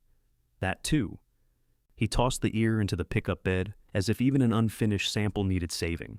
At home, Ruth found Dean's cap on the floor beneath its peg. The hook had loosened from the wall. She picked up the cap, brushed dust from the brim, and sat at the kitchen table holding it. The cloth smelled of nothing now. She had expected the smell to be the last part of him that remained. Sweat, soil, the peppermint he carried in his shirt pocket. Instead, time had emptied the cap without asking. It was only fabric stained by a head that would never wear it again. Ruth put it in the drawer beside his gloves. When Grant came with his July records, he stopped in the mudroom. "Where's Dad's cap?" "Drawer? Why?" The peg fell. He reached for the drawer, then stopped before opening it. "You could put the peg back." "I could." "You going to?" "I don't know." His shoulders tightened. "You're changing everything." It fell, Grant. It was fine for 40 years. It was loose for 10. Your father kept stuffing matchsticks in the hole. Grant looked at the empty place on the wall. I liked seeing it. Ruth had not known he noticed the cap each time he entered. The discovery softened something in her, but not enough to restore the peg immediately. "You can look in the drawer," she said. "That's not the same." "No." He carried his box to the kitchen. The July books took 5 hours. Grant's operating account was not empty, but every dollar already seemed to have a job waiting. He had postponed a machinery payment by arranging a later date, paid interest on seed that should have been cleared earlier, and counted on a grain delivery in October to cover land rent due in November. Ruth circled the dates. "You've left no space. I have crop insurance. For a crop loss, not for optimism. The contract price is good. If you deliver on time, I will." She turned to the next page. "And Tessa? What about her?" "She needs a combine." Grant kept his eyes on the ledger. "Wade asked if I'd cut her beans." "What did you say?" I said after mine. "Your beans are all your crops. My beans, then corn. Depends on weather. Tessa's beans may be ready first. I can't move equipment every time her 80 acres needs attention. 60 acres of beans. You know what I mean?" "Yes." "You mean her field is small enough to postpone." Grant closed the box lid. "I said I'd help. After everything larger and more profitable has no use for you. That's how custom work goes." She offered to pay. "So do other people." Ruth rested her pen on the table. "Will you harvest her beans or not?" "If weather holds, yes." Weather was the answer farmers gave when they wanted nature to take responsibility for choices they had already made. Tessa secured a backup arrangement with Earl Mason, whose combine was older than his drill and twice as temperamental. Earl promised to come if Grant could not, provided he had finished his own beans and repaired a leaking hydraulic line. "Comforting," Ruth said. "Everyone wants to harvest me eventually," Tessa replied. Wade looked up from the auger motor he was servicing. "That sounded better in your head." It didn't sound good there either. They checked the small auger Grant had repaired. Halpern's reinforcement held. Tessa greased the bearings, and Ruth entered the maintenance cost in the lease records even though Wade had done the work for coffee and pie. "Coffee and pie have value," she said. "Put me down for 2 slices, Wade replied. "You only had 1. I'm billing travel." The soybeans began yellowing in September. Green drained from the fields unevenly, leaving gold leaves that fluttered down and exposed brown pods. Tessa walked the rows every morning. She called Ruth with moisture estimates, weed concerns, and wants to report a hawk sitting on a fence post, as if Ruth had leased the air above the field too. Grant's corn dried more slowly. He checked it obsessively. His calls to Ruth began with numbers and ended before either of them mentioned anything that could not be measured. She reconciled August, invoiced him, and watched his checking balance shrink beneath fuel and repair costs. Then the rain returned. The first storm soaked the topsoil. The second filled the ditches and revived every low place that August had disguised. Water ran beneath the South Hall Road, pressing through the flattened west pipe in a dark, hurried stream. Grant added rock. Ruth knew because 3 dump truck charges appeared in September's records. "You spent half the replacement estimate on patches," she said. "Not half. Close enough to be embarrassing. It needs to hold 6 weeks. It needs to hold loaded trucks. I've limited the fill. That means more trips. I know. More trips over the bad pipe." He took the statement from her. "Do you want me to harvest or not? I want you to stop asking one season to forgive 5 decisions." He left without his box and had to return 10 minutes later. Neither of them mentioned it. Tessa's beans reached harvest moisture on a clear Tuesday. Grant's combine was in his own soybean field 12 miles east. He told her he could come Thursday. Thursday morning, he texted that a bearing had failed on the header. Friday, the part arrived wrong. Earl Mason discovered his hydraulic leak was actually a cracked hose fitting, then stripped the threads trying to remove it. By Saturday, clouds gathered west of town. Tessa stood in Ruth's kitchen with her phone pressed to her ear while Wade studied the weather radar on his. Grant's voice came through faintly. Ruth could not make out the words, only the rhythm of defense. Tessa ended the call. "He says Monday. It may rain Sunday night," Wade said. "He knows." Ruth poured coffee. "Did he offer the other combine?" "It's set up for corn. He can change the head. He says he needs to start river corn tomorrow." Of course he did. His contract clock had begun ticking. Tessa sat at the table. "If he misses his delivery, he takes a price hit. If your beans get wet, so do you," Ruth said. "His hit is bigger, not to you." Tessa rubbed both hands over her face. "I knew I'd be last when I leased 60 acres. You shouldn't have to accept being last before you begin." Wade found a custom operator in another county, a woman named Barb Keller, who had finished early and was willing to drive 90 minutes if Tessa covered transport and fuel. The price took a painful bite from the projected profit, but the combine arrived Sunday morning. Ruth opened the north gate to save the heavy machine from the soft field entrance. Tessa called first, though she stood beside Ruth when she made the call, sus permission to enter. "You're becoming obnoxious. I learned from Wade." They harvested until after dark. Ruth rode one round in the combine cab with Barb, knees braced against the vibration, watching beans feed into the header beneath white work lights. Tessa hauled grain to the bin with Wade. The auger hummed steadily. At 11, they ate cold sandwiches on the tailgate. Tessa was too tired to celebrate, but the beans were out before rain. Grant's combine lights moved south of them toward the river acreage. Rain began before dawn. It fell for 4 days. Tessa's harvested field darkened and softened, but held no crop. Grant's river corn stood through the weather, heavy ears bending the stalks. Water rose in the drainage channel beneath the patched culvert. On the 5th morning, Cody called Ruth. "Mrs. Mercer, is Grant there?" "No, he's not answering." "What happened?" Cody's breathing came fast. "We brought an empty truck across the south road. The edge dropped behind us." "Are you hurt?" "No, nobody's hurt, but the west side caved some. We can't bring the truck back loaded." "Where's Grant?" "Down by the combine. He said he was checking another way out." Ruth looked through the kitchen window toward the north gate. Rain hung from the chain. Beyond it, her gravel lane curved firm and gray past the machine shed toward the west fields. There was no other practical way out. Grant's pickup appeared on the county road an hour later. Mud coated its doors to the handles. 3 empty grain trucks followed him and stopped along the shoulder. He came to the porch first. His cap dripped onto the floor when Ruth led him into the mudroom. He looked at the empty peg, then at her. "The culvert's gone," he said. Ruth waited. He swallowed. "I need the north gate." The words lay between them, with the water from his coat. Ruth took a towel from the hook and handed it to him. Grant wiped his face, though the rain had already run down his neck and darkened his shirt. "How bad?" The shoulder dropped 2 feet. Pipes exposed. "Truck make it across?" "Empty." "Cody's taking it out the East Field Road. That road doesn't connect to the highway. It will if we unload the fence and cross Harlan's pasture, but he won't allow loaded trucks. Ground's too wet." Ruth looked through the mudroom window. 3 white cabs waited beyond the north gate. Diesel exhaust drifted pale above them. "How many acres are still standing?" 162. "And the contract? First delivery was due yesterday. I bought 3 days." "With what?" "A discount." "How much?" Mom, how much did waiting cost you? He named the reduction. Ruth's stomach tightened. More if you miss the third day? Yes. Rain tonight? After 6, they say. Then 2 clear days, maybe. Maybe. Grant dropped the towel onto the bench. Can we do this while we talk? Do what? Open the gate. Ruth put the towel back on its hook. We'll look at the route. I know the route. I own the route.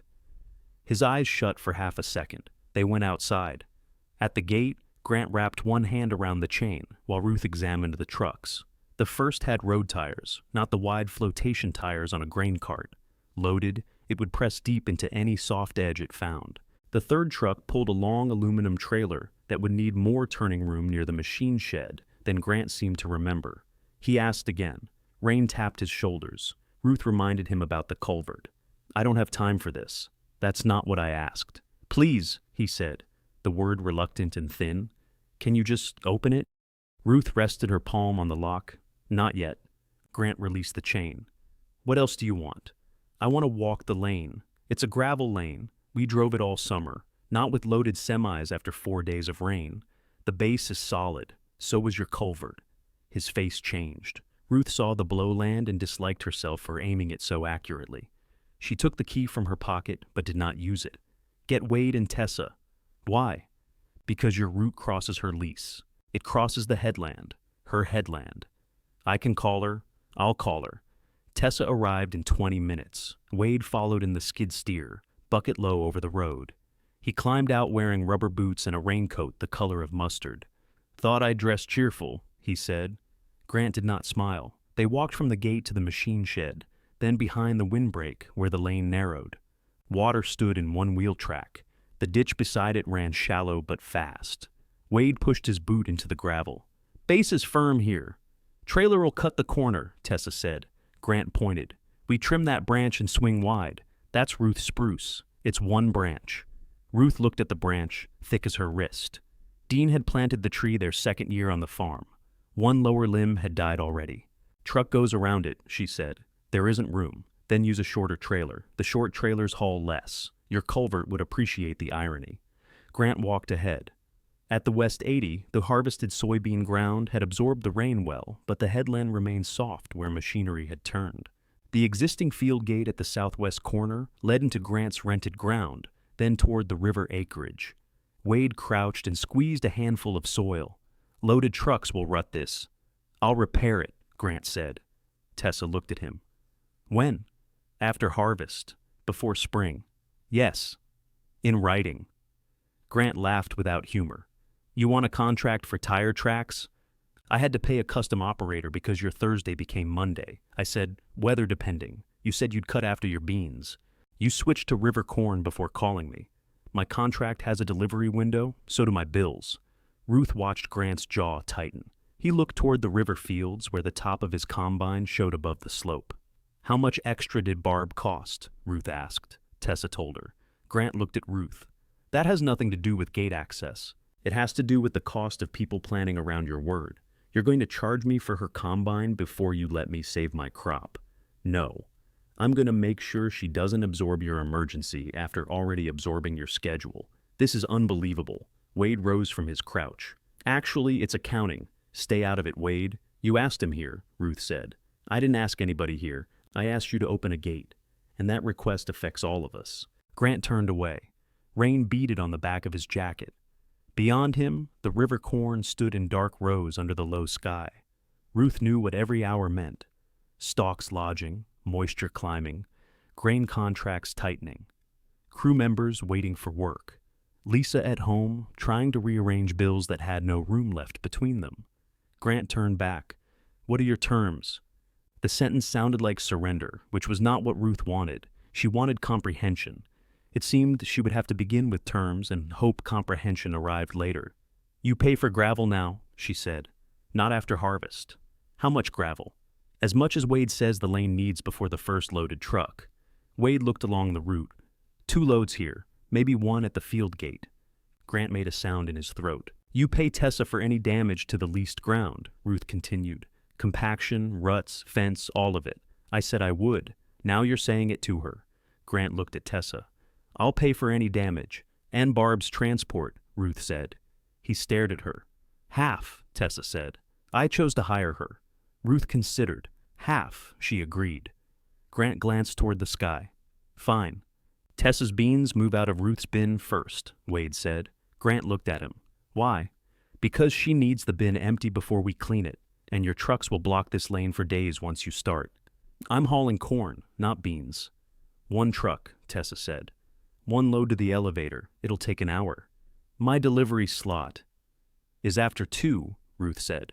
You told me. Grant's attention snapped to her. You left the contract in September's box. His mouth flattened. Tessa's load goes first, Ruth said, then your trucks. The rain picked up, pattering against Wade's hood. What else? Grant asked. 2 trucks at a time, on the property. No loaded trucks pass each other on the lane. Nobody drives near the pasture. Nobody cuts a branch, moves a fence, takes fuel, or opens a shed without asking.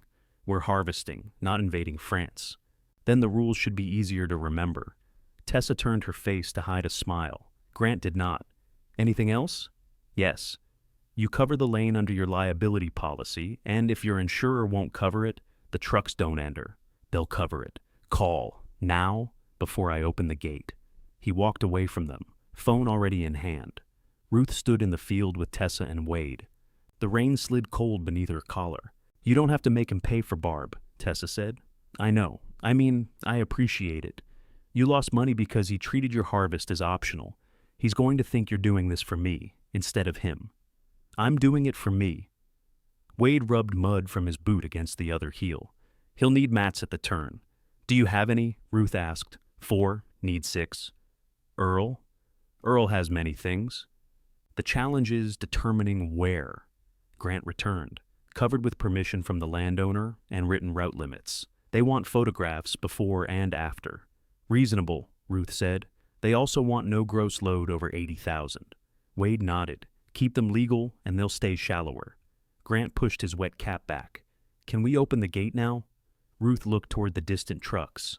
No. His face emptied. What?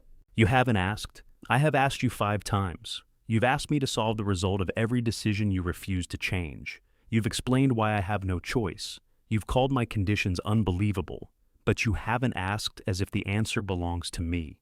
Grant stood in the rain, breathing through his nose. Dad would have opened it, he said. Your father maintained the culvert. He would not have left my crop trapped. He wouldn't have called this place a burden and then treated every useful part as his. There it is. Yes, there it is. You've been saving that since March. I've been living with it since March. Grant turned toward the river fields. If I lose this contract, I may have to sell the combine. That's yours to decide. I could lose the river lease. That may save you. You don't understand. Ruth felt the old exhaustion rise, heavier than anger. I understand better than you want me to. I've seen your books. I know what the crop is worth, what the delivery penalty is, what you owe in November, and what that machinery payment does in December. I know the crew needs hours. I know Lisa is lying awake beside you. I know exactly how much you need this gate.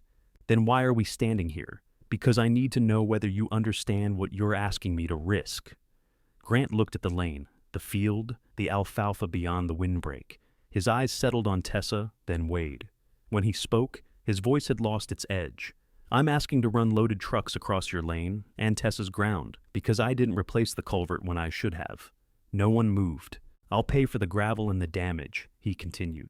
I'll haul Tessa's beans first. I'll follow the route and the weight limit. I'll call before anybody enters. Ruth waited. Grant looked directly at her. May I use your gate? The rain struck the corn leaves with a dry whisper. Ruth took out the key. Yes. They worked for 3 hours before the first truck entered. Grant ordered gravel. Wade located 2 more mats behind Earl's abandoned hog shed. Tessa photographed the lane, the field gate, and the soft headland. Ruth wrote the agreed terms on a clean page from Tessa's legal pad, and each of them initialed it, not because paper could make Grant considerate, but because urgency made memory convenient. Grant signed last. When Ruth finally turned the key, the lock opened with a small metallic click. Grant lifted the chain from the post. Leave it hanging, she said. The gate stays under my control. He nodded. Tessa's beans went first. Wade drove the truck, and Tessa rode beside him. The grain came out of Ruth's bin through the repaired auger, a steady gold-brown stream that disappeared beneath the tarp. Grant stood near the hopper, checking his watch, but said nothing. At 1:40, Wade returned empty. Grant waved the first corn truck forward. Its engine deepened as it left the county road and entered Ruth's lane. The cab passed through the opening with inches to spare. The long trailer followed, rear wheels tracking toward the spruce. "Too close," Ruth called. Grant signaled the driver to stop. For one suspended moment, the truck idled half inside the gate, half outside, waiting on Ruth's word. She walked to the cab, pointed out the wider approach, and made the driver back up. Grant watched her. The second attempt cleared the branch. Ruth stepped aside, and the truck rolled toward the fields, its empty trailer rattling over the gravel. Grant moved to follow. "Call before the next one," she said. He looked at her, then took out his phone. Standing 5 feet away, he dialed. Ruth's phone rang in her pocket. Ruth answered. Mercer Farm. Grant stood close enough that she could see rain caught in his eyelashes. "I'm requesting permission for the second truck to enter," he said. "Driver, understand the route?" "Yes." "Weight limit? 80,000. No passing on the lane?" "Yes." Permission granted. She ended the call. Grant put his phone away. Satisfied? Not yet. He made a face, but he walked to the second driver and repeated the rules. The first loads came out light. Grant had the trucks carry only enough corn to test the soft ground and turning areas. Ruth stood near the machine shed with a clipboard, writing arrival times, driver names, and estimated weights. Tessa recorded photographs whenever loaded tires crossed a new section. Wade ran the skid steer along the lane, pushing loose gravel back into the tracks. "You planning to supervise all night?" he asked Ruth. "If necessary?" "Your knees vote?" "My knees have been trying to secede for years. Mine formed their own country, poorly governed, corrupt from the top down." At 4:30, the first loaded truck returned from the river ground. Its engine strained as it climbed onto the West 80. Mud coated the tires. The driver stopped before the mats while Grant checked the trailer and Tessa photographed the ruts. Ruth walked beside it to the gate. The load pressed deep but stayed centered on the gravel.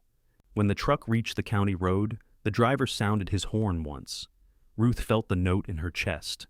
Grant's crop was moving. Rain began harder at 6. Not a storm, but a cold, determined fall that erased the brief drying they had gained. The combine stopped. Trucks already loaded continued out, one at a time, while Grant's crew covered the grain carts. Lisa arrived with chili in 2 slow cookers, paper bowls, and enough cornbread to feed men who would deny being hungry until food appeared. She set everything on a folding table in the machine shed. "Where did you plug those in?" Ruth asked. "The outlet by the compressor. That breaker trips if you run both." Lisa stared at the slow cookers. "Of course it does." Dean wired it. "That explains nothing and everything." They moved one pot to the porch with an extension cord. Cody ate standing beside the tractor, rain dripping from his cap into his bowl.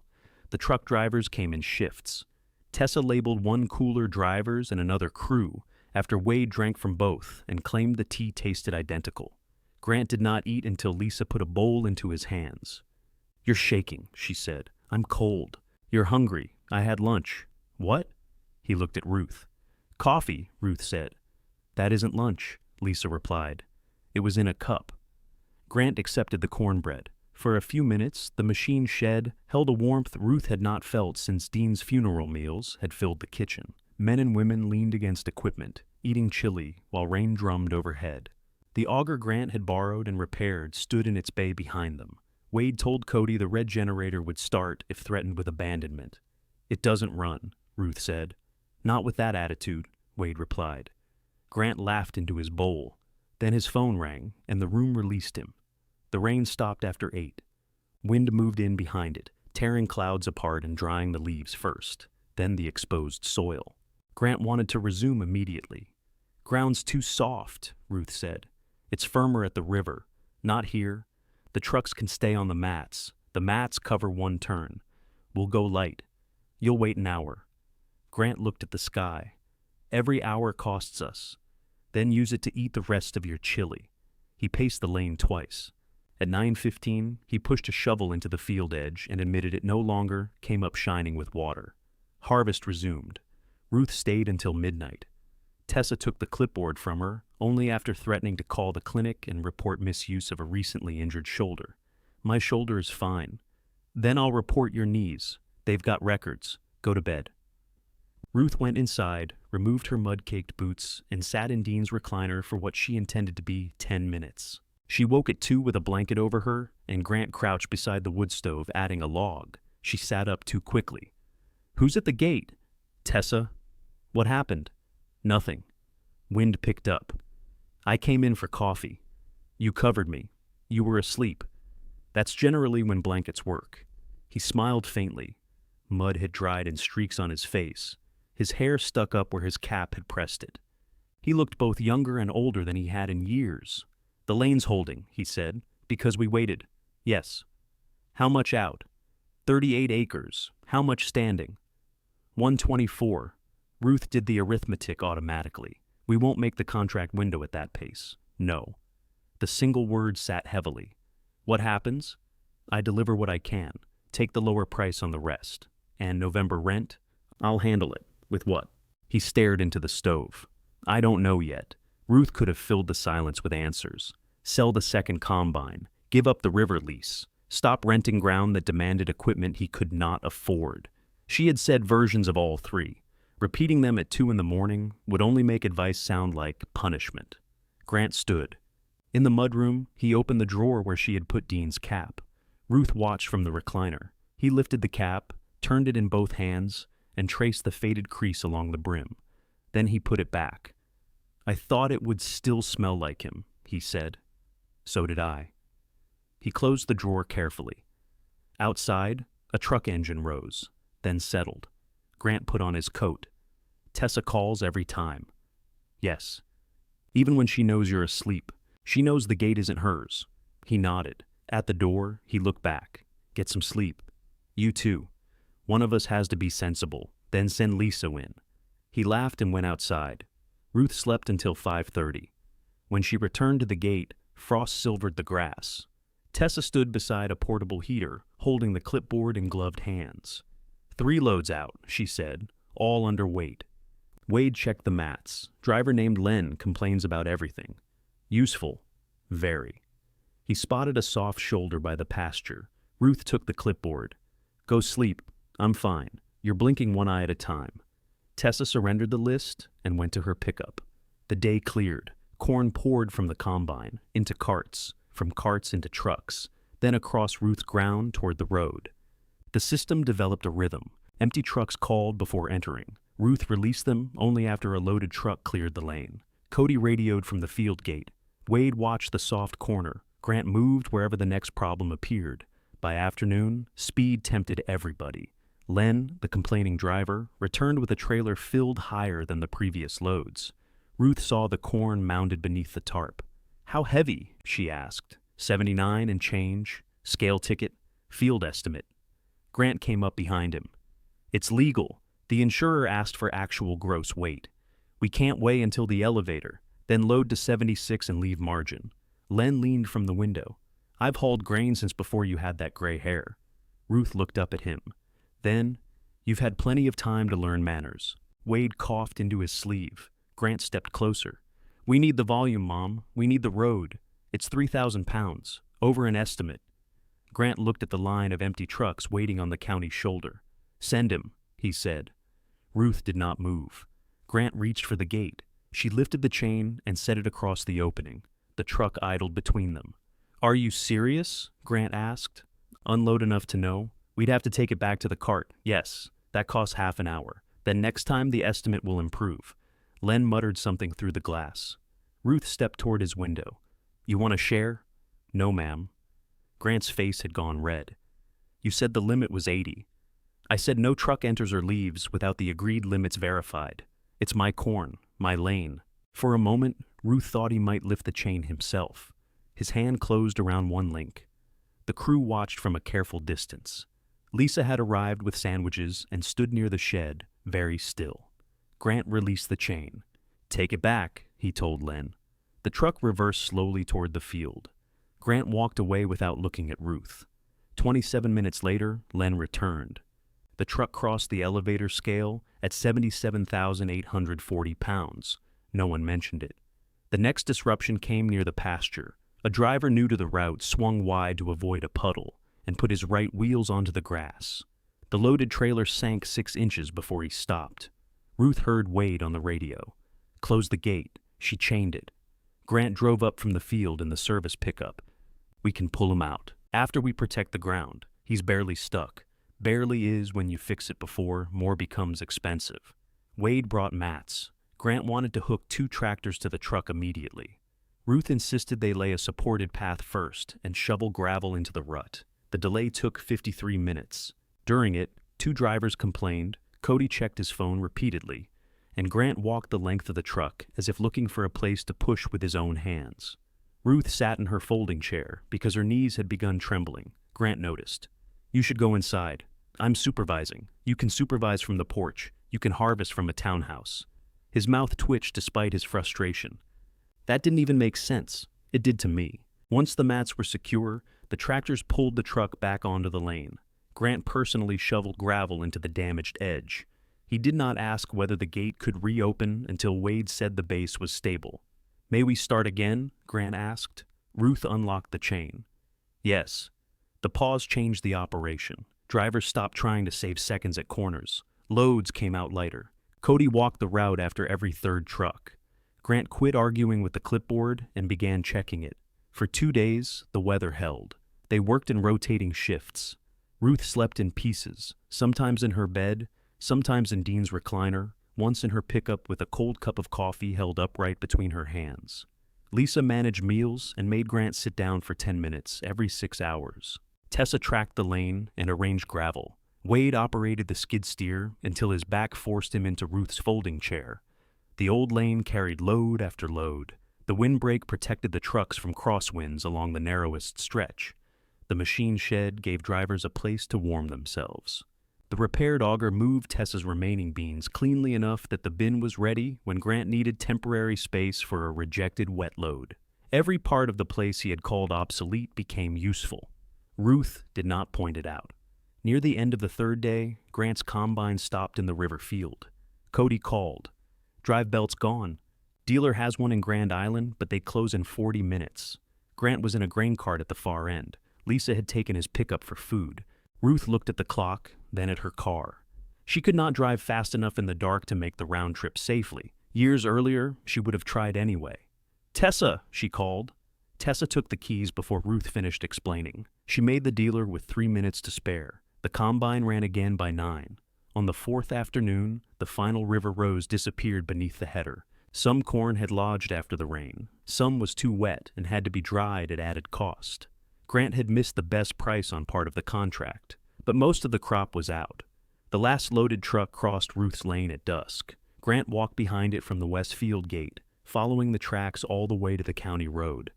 When the trailer cleared, he lifted the chain and hooked it back onto the post. Ruth stood with the key. He waited for her to lock it. Ruth closed the lock. Grant kept one hand on the chain until the shackle clicked. "Thank you," he said. The words were plain. No explanation behind them, no reminder of what he had saved or what it had cost him to ask. "You're welcome." He looked down the empty lane. Truck tires had pressed dark tracks into the gravel. Work lights still glowed near the river fields, where Cody and the others were cleaning grain from the carts. "I'll have gravel here tomorrow, day after. Everybody sleeps tomorrow. I need to, everybody." Grant rubbed his face. "Yes, ma'am." He started toward his pickup, then turned back. "You should sleep too." "I plan to. Not in the recliner. I'll sleep anywhere I want. It's one of the benefits of owning the furniture." His tired laugh followed him into the dark. Ruth went inside and found Lisa asleep at the kitchen table, with her cheek resting on one folded arm. 4 empty coffee cups surrounded her. Tessa lay across the couch with her boots hanging over the arm, and Wade occupied Dean's recliner, mouth open, making a faint whistle every 3rd breath. No one had cleaned the slow cookers. Ruth stood in the doorway, too tired to be annoyed. The house had been painfully quiet for months. Now, every sleeping person made a different sound. The refrigerator hummed. Wade whistled. Lisa murmured once and turned her face toward the window. Ruth covered Lisa with a coat, threw a blanket over Tessa, and left Wade to the consequences of his mustard-colored raincoat.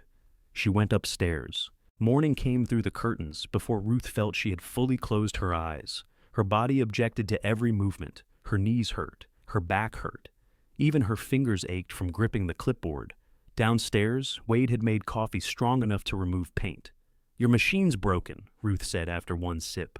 "Your coffee is weak. My coffee can be consumed by mammals." Tessa stood at the stove scrambling eggs. Lisa had gone home to wake Grant for the second time.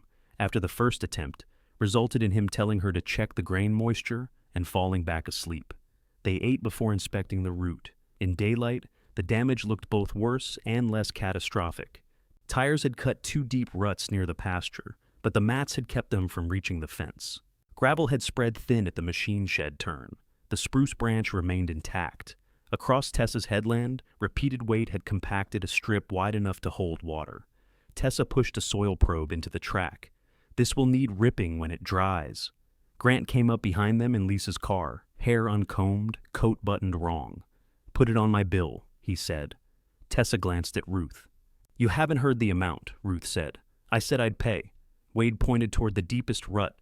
3 loads of gravel, maybe 4. "Order 4, Grant replied. "The field needs work too," Tessa said. "Hire what you need, and half of Barb's transport." "Yes." Grant stepped over the rut and walked the route alone. He stopped often, looking at the ground, the gate, the turn by the spruce. Ruth expected him to offer explanations. Instead, he took photographs and wrote measurements in his phone. At the southwest field gate, he crouched beside a bent hinge. "I did that," Cody called from the pickup. "Caught it with the cart tire." Grant looked toward Ruth. "Add a hinge," Cody climbed out. "I can replace it." "You'll help," Grant said. "I'll pay for it." The distinction mattered. Ruth saw Cody hear it. 4 loads of gravel came 2 days later.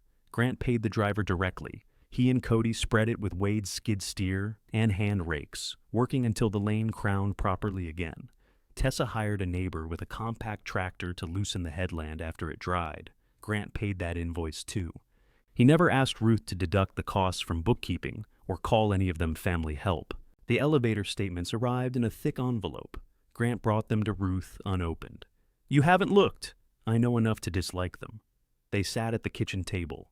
Ruth opened the envelope with Dean's old letter opener, a brass thing shaped like a miniature sword that had always been more dramatic than the mail deserved. The first contract loads had made the reduced deadline. Later, loads received the lower price. Moisture deductions cut deeper than Ruth expected. Drying fees took another share. The final total was not disastrous, but it left no room for the winter Grant had planned. He sat without speaking while she calculated. "You saved most of it," she said. "Most doesn't pay all." "No." If the culvert had held, Ruth looked up. Grant stopped. His jaw worked once. "If I'd replaced the culvert," he corrected, "I'd have made the window." "Yes." He stared at the statement. "You don't have to sound so pleased. I'm not pleased. You wanted me to admit it. I wanted you to understand it before you spent another year blaming rain." He stood and walked to the sink. The mudroom peg remained empty above the bench. "The river owner offered a renewal," he said. "You're not taking it?" It came out as a statement. Grant turned. "You don't decide that?" "No, your numbers do. If I give it up, I lose 190 acres. You lose the rent, fertilizer, seed, hauling distance, and a culvert. I repaired that road. You put gravel on a crushed pipe. I have to replace the pipe now. That's because you used the road, which means I should get another year from it." Ruth set down the calculator. "That is exactly how you got here." Grant leaned against the counter. "You think every answer is smaller?" "No. I think smaller is sometimes the answer. It's easy to say when your ground's paid for." Ruth felt the sentence strike an old place. "Your ground was nearly paid for when you expanded," she said. "Your father and I gave you equipment use for 6 years below cost. I did your books. We let you farm the West 80 on a generous share. Don't stand in my kitchen and tell me ease fell out of the sky because I'm 71. I didn't say that. You did. You just gave it fewer words." He looked toward the window. Ruth gathered the statements into a stack. "Keep the river lease if you choose. But I'm not doing the books for an operation built on a miracle harvest every year. So now you're quitting again. I'm setting terms again. That's all you do now. Because asking nicely once didn't work." Grant left the kitchen. The back door closed with controlled force. The elevator statements remained on the table. He returned 20 minutes later. Ruth had not moved them. She had made tea and was sitting with both hands around the mug. Grant came in without taking off his coat. I called the owner. Ruth waited. I told him I'm not renewing. The news hurt him. She could hear it beneath the flatness. What did he say? He has two other people interested. He probably does. One offered more. They usually do before they see a wet year. Grant sat. I also have to drop the Miller Quarter, he said. It's too far north. Ruth knew the ground. 160 acres of average soil and 3 awkward corners, rented partly because it placed Grant's name on another mailbox. That leaves you with what? 412, counting mine. And custom work? Some. Enough? He looked at the statements. If I sell a combine. Ruth did not celebrate. Grant had dreamed of owning 2 machines since Dean first let him steer one. The second combine had been less an economic decision than proof that the operation had grown beyond one man's capacity. Which one? The newer one. Payment's killing me. The older machine needs work. I can afford repairs if I don't have the payment. What does Lisa think? She thinks invisible men don't make machinery payments. Ruth smiled. I suppose she's been talking to you, Grant said. She brings coffee. She doesn't even drink coffee.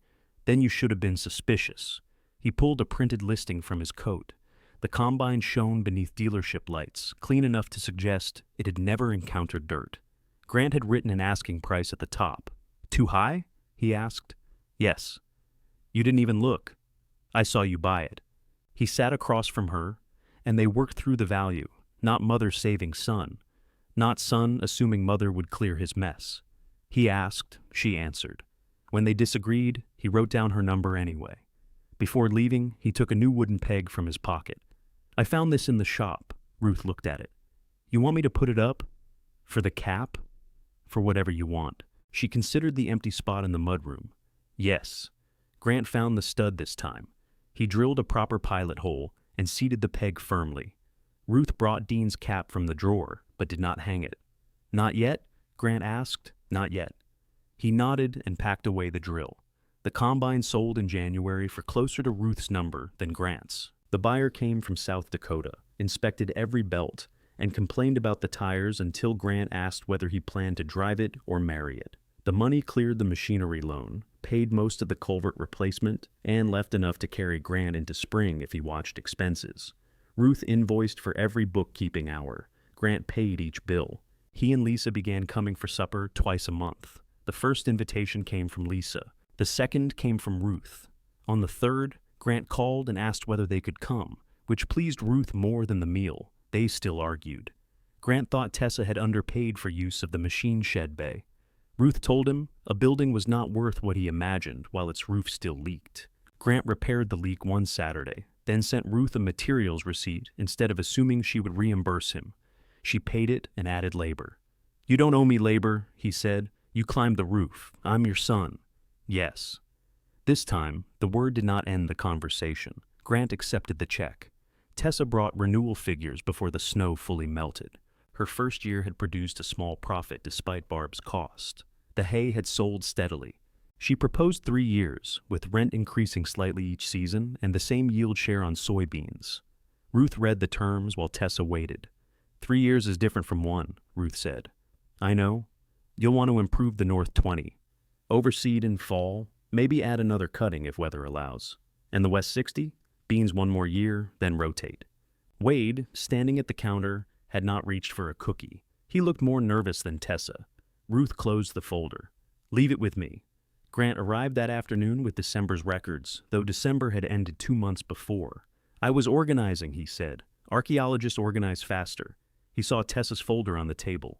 Renewal? She made an offer. How long? 3 years. The old reaction crossed his face, the quick tightening, the instinct to treat time granted to someone else as time taken from him. Ruth waited. Grant set his box down. Make sure she accounts for lime in year 2, he said. That west side will need it. I know. Tessa might not. I'll tell her. He took off his coat and sat. Ruth opened the folder of his winter expenses. The north wind pressed at the kitchen windows, but the house no longer sounded empty. The refrigerator hummed. Grant turned the calculator toward her.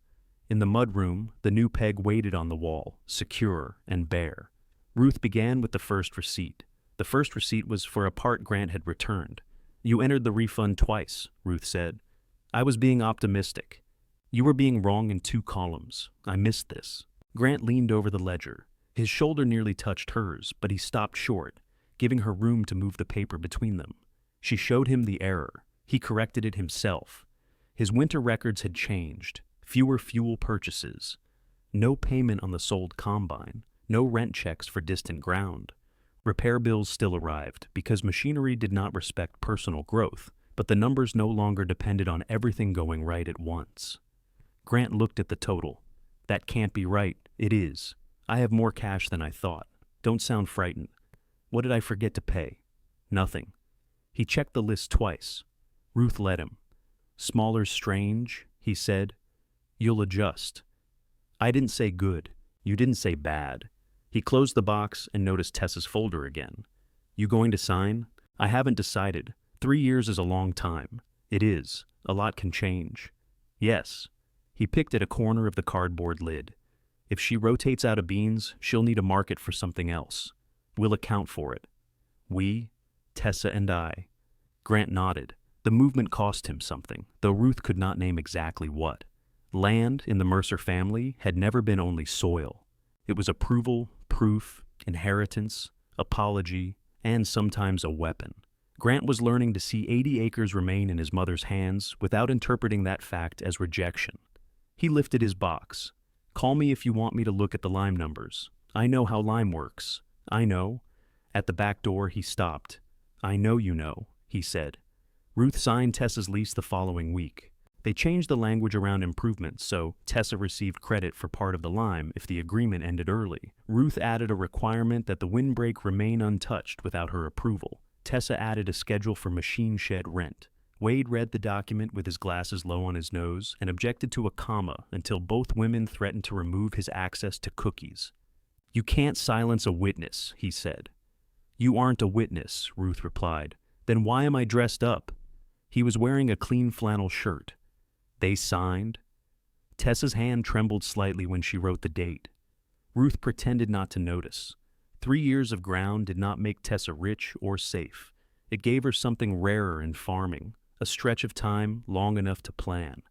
Grant came that evening. Ruth told him before he could see the second copy on the table. I signed with Tessa. He set down the sack of hardware he was carrying. For 3? For 3. What's the base? Ruth told him. And the yield share? She told him that too, because he had stopped asking as though information were a right and begun asking as though it were a conversation. He considered the figures. That's fair. Yes. You put in the lime provision? Yes. He looked through the kitchen window toward the West 80. Snow lay in the stubble, bright beneath a late winter sun. You could have gotten more cash rent. I could have sold the whole place too. Grant glanced at her. I'm not chasing the largest number, Ruth said. He nodded once. Dad always did. No. Your father chased the number he could brag about. Sometimes it wasn't the largest. Grant smiled reluctantly. That sounds like him. He picked up the hardware sack. Inside were a new porch bracket and stainless steel screws. You bought these? Ruth asked. The footing still needs work. In summer.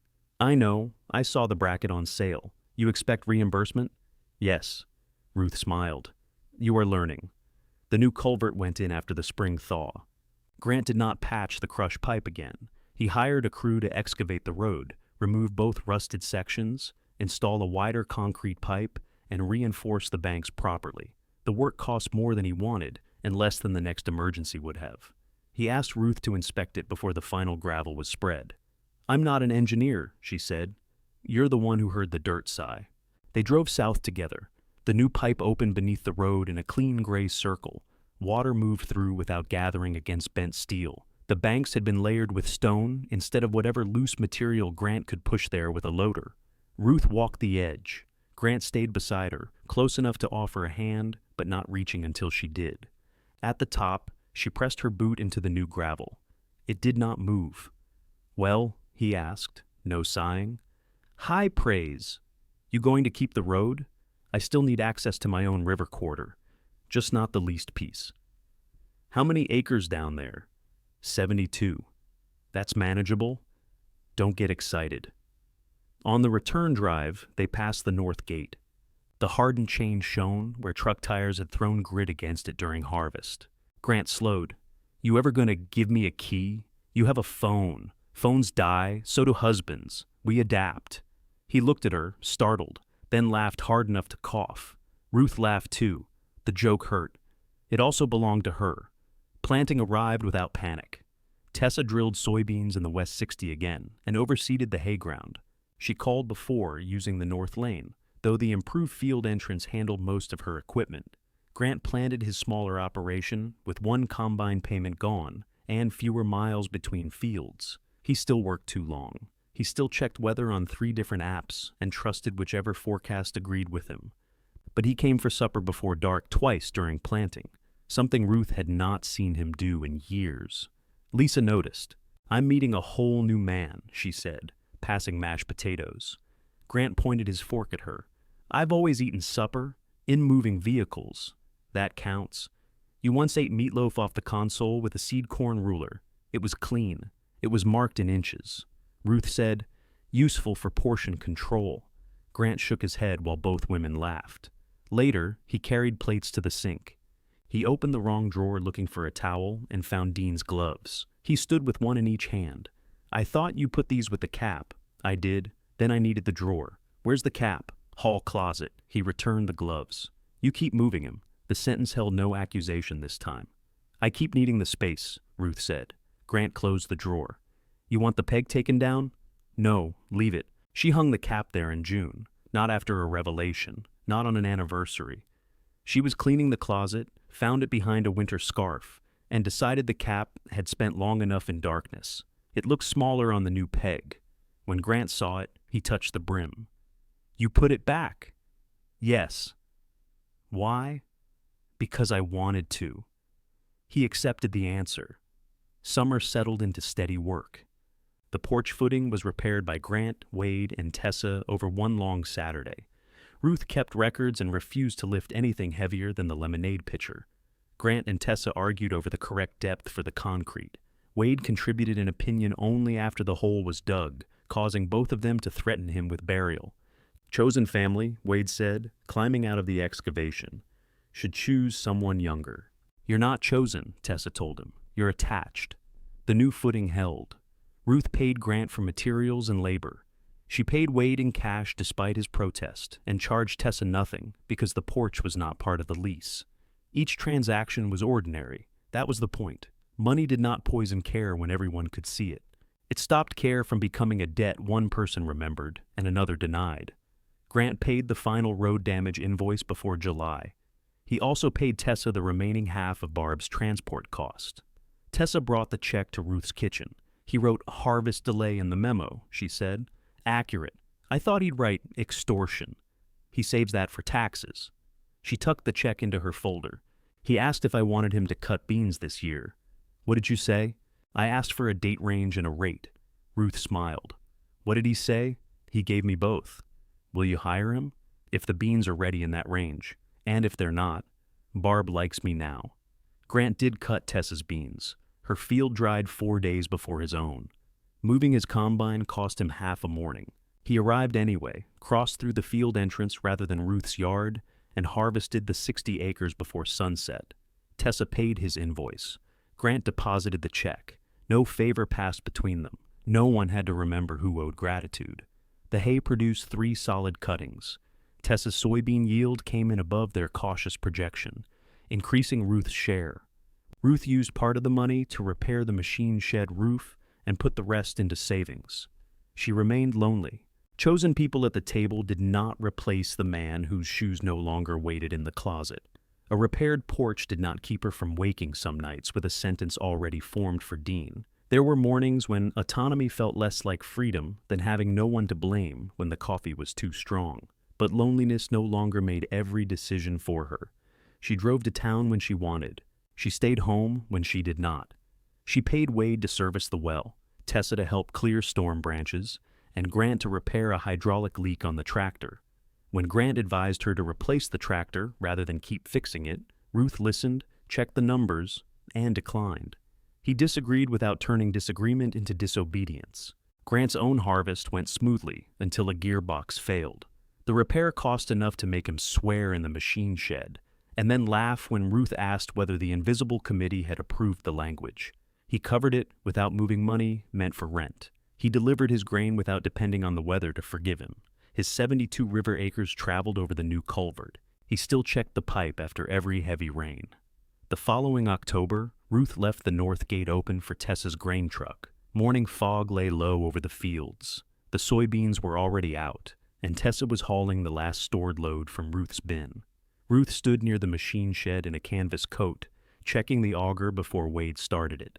A pickup slowed on the county road. Grant turned into the approach, then stopped outside the open gate. Ruth waited. He had no equipment behind him. In the truck bed lay 2 new fence posts, a coil of wire, and a red-handled post driver.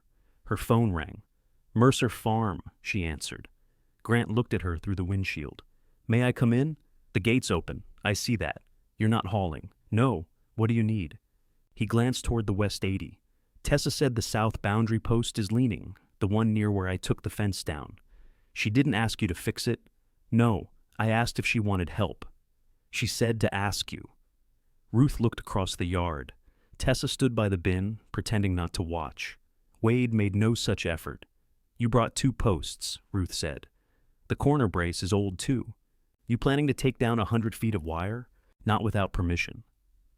Fog beaded along the pickup hood. Grant remained outside the gate, engine idling, though he could have driven through without touching a chain. Ruth remembered him in the rain the year before, 3 grain trucks waiting behind him, his crop trapped by a road he had chosen not to repair. She remembered the word burden spoken in Dean's kitchen. She remembered every time Grant had entered as if being her son made every boundary temporary. Now, nothing blocked him except the answer he had chosen to wait for. "You may come in," she said. Grant drove through slowly. He parked beside the machine shed and got out. "I'll need the post driver," he said. "You brought one. That one's Wade's. He says it's emotional support." From beside the bin, Wade called, "It has seniority." Grant smiled. He lifted the first new post from the truck bed and waited for Ruth to lead the way. She walked with him down the lane, past the windbreak and the field that remained hers to lease, keep, change, or refuse. At the south boundary, Grant stopped beside the leaning post. "Here?" he asked. Ruth set one hand on the old wire and tested its pull. "Here," she said. Grant did not lift the driver until she stepped back. The first strike rang across the harvested field. Tessa came carrying fencing pliers. Wade followed with coffee and no visible intention of working. Grant drove the post straight, then looked to Ruth before setting the second. She nodded. Behind them, the north gate remained open.